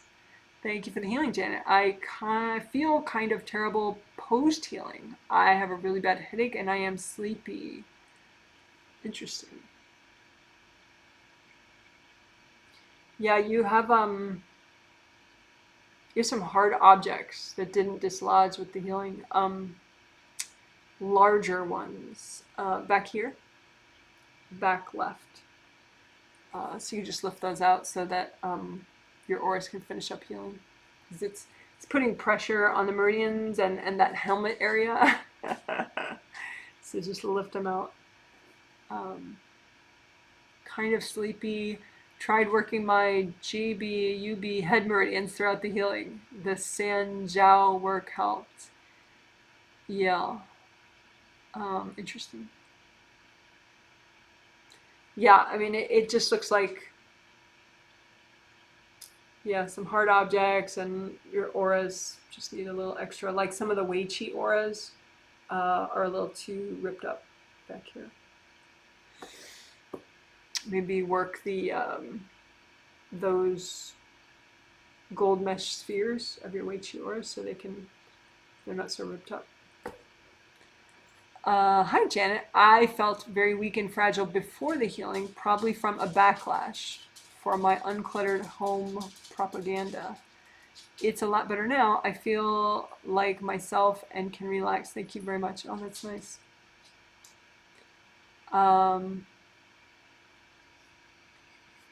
Yeah, you can elaborate in your post-healing survey tomorrow if you want about the whole uncluttered home stuff, and if that pressure is a cultural pressure now that is happening, or it's like literally just, say, your mom in your home that has that judgment. So that's kind of interesting. Thank you for the healing. My favorite part was shoulder work and clearing what we are not saying, especially with my spouse. Yeah, I can really build up. And the answer, some people generally think, okay, well, the answer to that is to say all this stuff that's overly triggering and conflict creating, and no, that's generally not the easiest or most effective solution. You know, just melt away your baggage that builds up when you're not saying what you initially want to say, you know, because that way then you can just chill out and have your wisdom and be more judicious about your choices and decisions. And yeah, sometimes you know you're making the decision and you're okay with not saying, but it's subconsciously like building up all that you're not saying. Yeah, so it's good to melt that away, you know, so because otherwise sometimes it can bubble up at the wrong time and then you do say some stuff that is not helpful. And then, you know, it's a whack fest and, you know, it's terrible. All right. I found the last exercise on clearing unsaid stuff quite triggering. Maybe next time we can do some grounding after. I get what you're saying. I don't think grounding afterwards, I mean, your grounding is actually pretty fabulous. I I think some of what you're not saying, your mom's courting it, and I don't know if you have a sister. I don't really remember. Or it's not a friend. So I don't know if there's another family member that you have, or it's just your sister. Maybe you have a cousin. I don't know. But there are two different people courting baggage that you're not saying. And so you're feeling like this weird tug of war as you're trying to melt what you're not saying. So you would just add that step in where you're like, okay, well, this is all the stuff I'm not saying, and these are all the chords going into stuff I'm not saying, and just melt all that stuff. Because sometimes when you don't say stuff, people can sense what you're not saying. Like, especially in our house, it's kind of a funny thing usually. Usually it's more amusing than not. Like, my husband might not say something, but I mean, obviously I'm psychic, so it's so obvious to me what he's not saying. And usually it's very funny stuff. We're sort of, we play about it, like it'll be because he's cleaner in the kitchen than I am, or, something. And so if he doesn't say something, but I sort of hear it, what he's not saying. And so I'll be like, I heard that. And he'll be like, what? So we just play around with it. But there could be times when you're not so playful with, or the other person's not so playful with you, and you're not saying something, and they're courting what you're not saying, and it's kind of intense, in a not fun way. So, just pile up what you're not saying, and then meld the chords from other people going into what you're not saying. And then you'll be able to melt what you're not saying more thoroughly.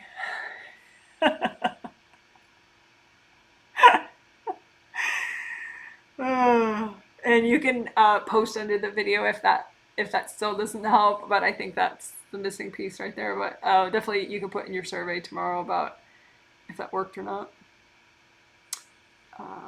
Someone says, oh, Sanjiao Meridian. Yeah, oh, you're specifying what meridian you meant.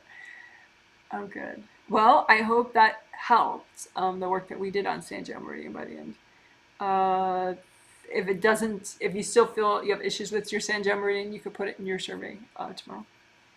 Thanks, Janet. Saw larger objects in the front, but didn't check the back. Oh, always check the back. I check the back first.